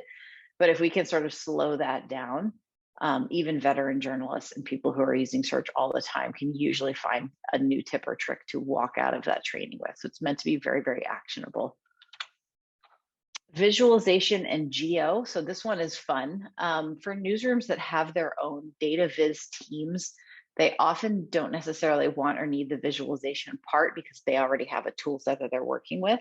The tools that I show in visualization are one called Data GIF Maker, which anybody can use. It's super, super simple. All the way to the other end of the spectrum, a tool called Flourish, which some of you may be familiar with. It's not a Google tool, but it's one that we make free for journalists. So it's done through partnership with Flourish. And if any of you have used Canva, which is pretty popular, they just acquired Flourish, which is pretty cool. So you can sort of start to bring those 2 things together. So you can build some really neat data visualizations with Flourish. And then geo can be a separate training or it can be part of that as well. And what I do is I walk through, starting at the very beginning, sort of early maps, tool sets, both just using Google Maps, what is Street View, building custom maps, building collaborative maps with your users, all the way to what's possible in Google Earth, including storytelling in Google Earth. We have some really excellent examples of that storytelling. And then Google Earth Studio, our newest tool of that tool set, which allows you to create those Google Earth animations that you see, like you see them on TV a lot. You see like point-to-point zoom or like flying to a specific place on Earth and then orbiting around it, you can create those video animations in that tool, export them as videos, and bring them into your work right away. It's free for journalists to use. It creates some really beautiful B-roll and just some interesting ways of looking at stuff around the globe. So we try to sort of include all of those possibilities in that training. I just did this one this morning for a class of journalism students at Georgetown. So digital verification, this one tends to be very well received as well. So this is showing a large set of tools that can help you verify what is and isn't real online. So of course, like we all know what has happened in our news and information economy with a lot of mis and disinformation. I start that training by just explaining those different types of mis and disinformation. We use a lot of tool sets from First Draft News, which are wonderful in this area. And then showing things like reverse image search, InVid, which is a tool from the EU that allows you to break keyframes out of video and then reverse image search all of those. A number of sort of geolocating tools that can help you see like what shadows look like at a certain time based on where the sun was around the globe. So a lot of really interesting ways of breaking down what is and isn't real. The little image I have here shows one of those specialized search engines that I include both in advanced search and verification, which is called Fact Check Explorer. And it's a search engine that allows you to search just fact checks. So what is real and what isn't. And that's a great place every day to just look at sort of what's being spread about the war in Ukraine, about COVID, about where you live. So you can search any of those keywords and just start to see what is the viral claim and then what's actually real. So it's fact checks being produced by news organizations that are already part of Google News. So that's, as you probably all know, a strict set of criteria to be included in. And so that's how we can make sure that what shows up in Fact Check Explorer is also real information. So the only bad information you'd find in there is that which is being debunked through some of those fact checks. So that is a great one. This is really useful for, I think, students, new journalists, just starting to, like, this is going to be part of the information landscape for the foreseeable future. And then working journalists, right? I think I gave a little just sort of funny quiz this morning to that group of students and who has been duped by something that was fake news, and nearly everybody just said yes, and myself included. So again, it's out there, and this is a set of tools to help verify information. A lot of the work inside this training was put together by my colleague in the Netherlands, who was a fact checker for the AFP before she was a training fellow. So it's very, very good. Some really interesting tools. And then finally, newsroom innovation. So this is a training where I break down a lot of what is artificial intelligence, what is machine learning, how are they used in the tools that we work with, and then also how are they being used to put together stories, investigations. There are a number of newsrooms that have done this kind of thing. So looking at like how we can train a machine learning model to do things like analyze photos, analyze huge data sets. And then we also typically with this one show Google Web Stories, which is a storytelling format. I call them like capital S stories, but things like Snapchat stories, Instagram stories, ways that we're really consuming content on that immersive mobile screen, and how that can also be done for Google Web Stories as well, which are findable via search. And you get all of the traffic for your web stories because they're hosted on your website. So that's some of that innovation. And then I'm working on, it's not developed yet, but I will have hopefully very soon an elections training for US-based journalists or really anybody anywhere this year that has an elections coming up. It's a midterm election year, of course, for us. So I want to get that training out the door for newsrooms to be able to take this spring and summer before things really heat up. And that's going to include a lot of what I just talked about. So it's going to combine things from different trainings and have them really be focused on mis and disinformation throughout the sort of elections reporting process, and then tools that can help you report out and visualize election results using mapping, different things like that. So it'll combine a little bit of everything, but hopefully should feel very newsy and relevant for what's going on in 2022. So that's kind of the big scope of what's possible. Know that your options are not limited to what I share here. The training menu is sort of what we need to stick to. And by that, what I mean is we can combine different things, you know, the way that your newsroom works and operates. You do want this, you don't want that, that's possible. A couple of things that I just will share off the bat that are not on the table. I can't train on SEO. YouTube optimization is something I get asked about a lot. Those just aren't trainings that we offer, because if we can't give them to everyone, it wouldn't be fair to give that advantage to those that we can train. So that they're just out of scope. So I just want to share that off the bat, because I do get asked that quite a bit. Occasionally I'll get asked a question and I'll be able to answer it from like my perspective from when I worked at USA Today, but it's just not something that can be done as a teaching fellow. So that's what I've got for you all. Are there questions for me or things that sound interesting? I want to say it all sounds interesting. I really appreciate you coming in and giving us these really tremendous resources. I think it's incredible. I know your time is short, so this is a really wonderful opportunity, folks. If you have questions for Mary, please do feel free to post them in the chat or unmute your microphones.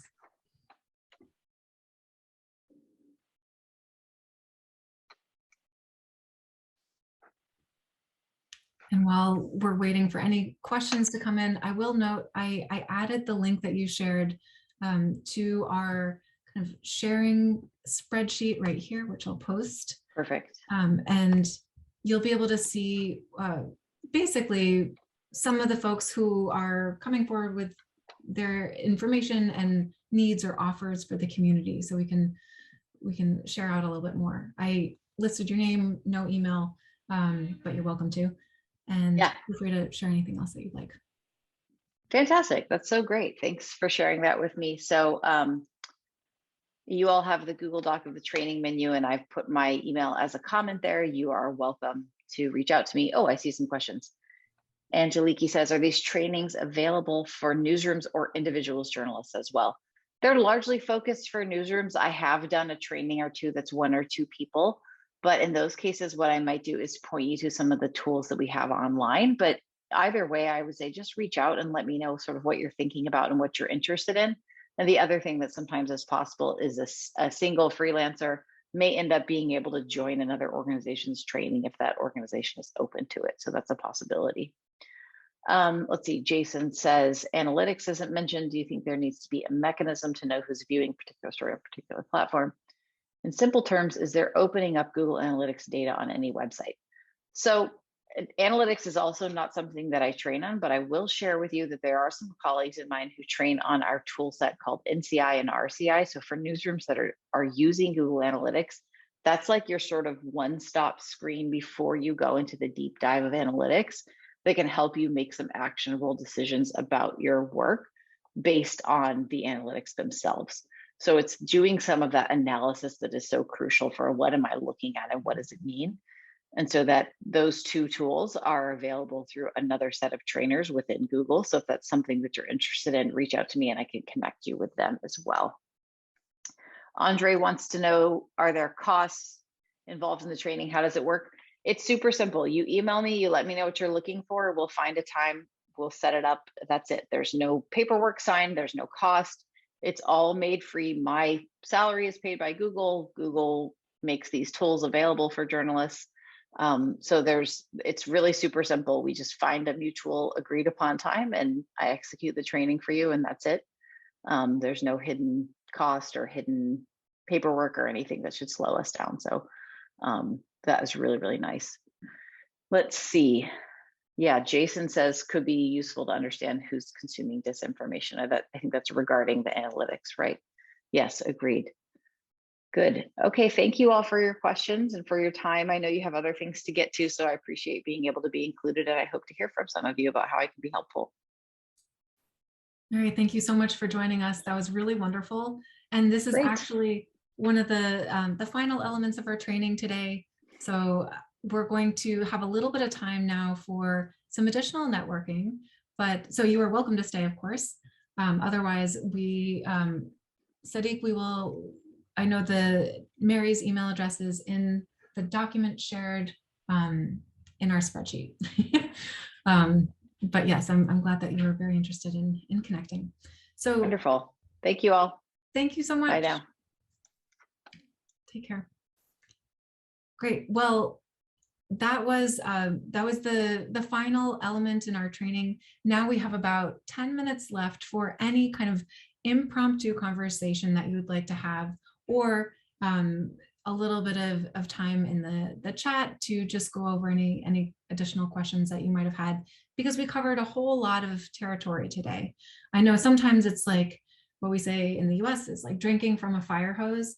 It might be a lot right up front, but please let us know how we can better help you in the future. We'll be sharing the recording link, we'll be sharing resources, and I hope that this is just the start of a long-term conversation with all of you as we continue this work.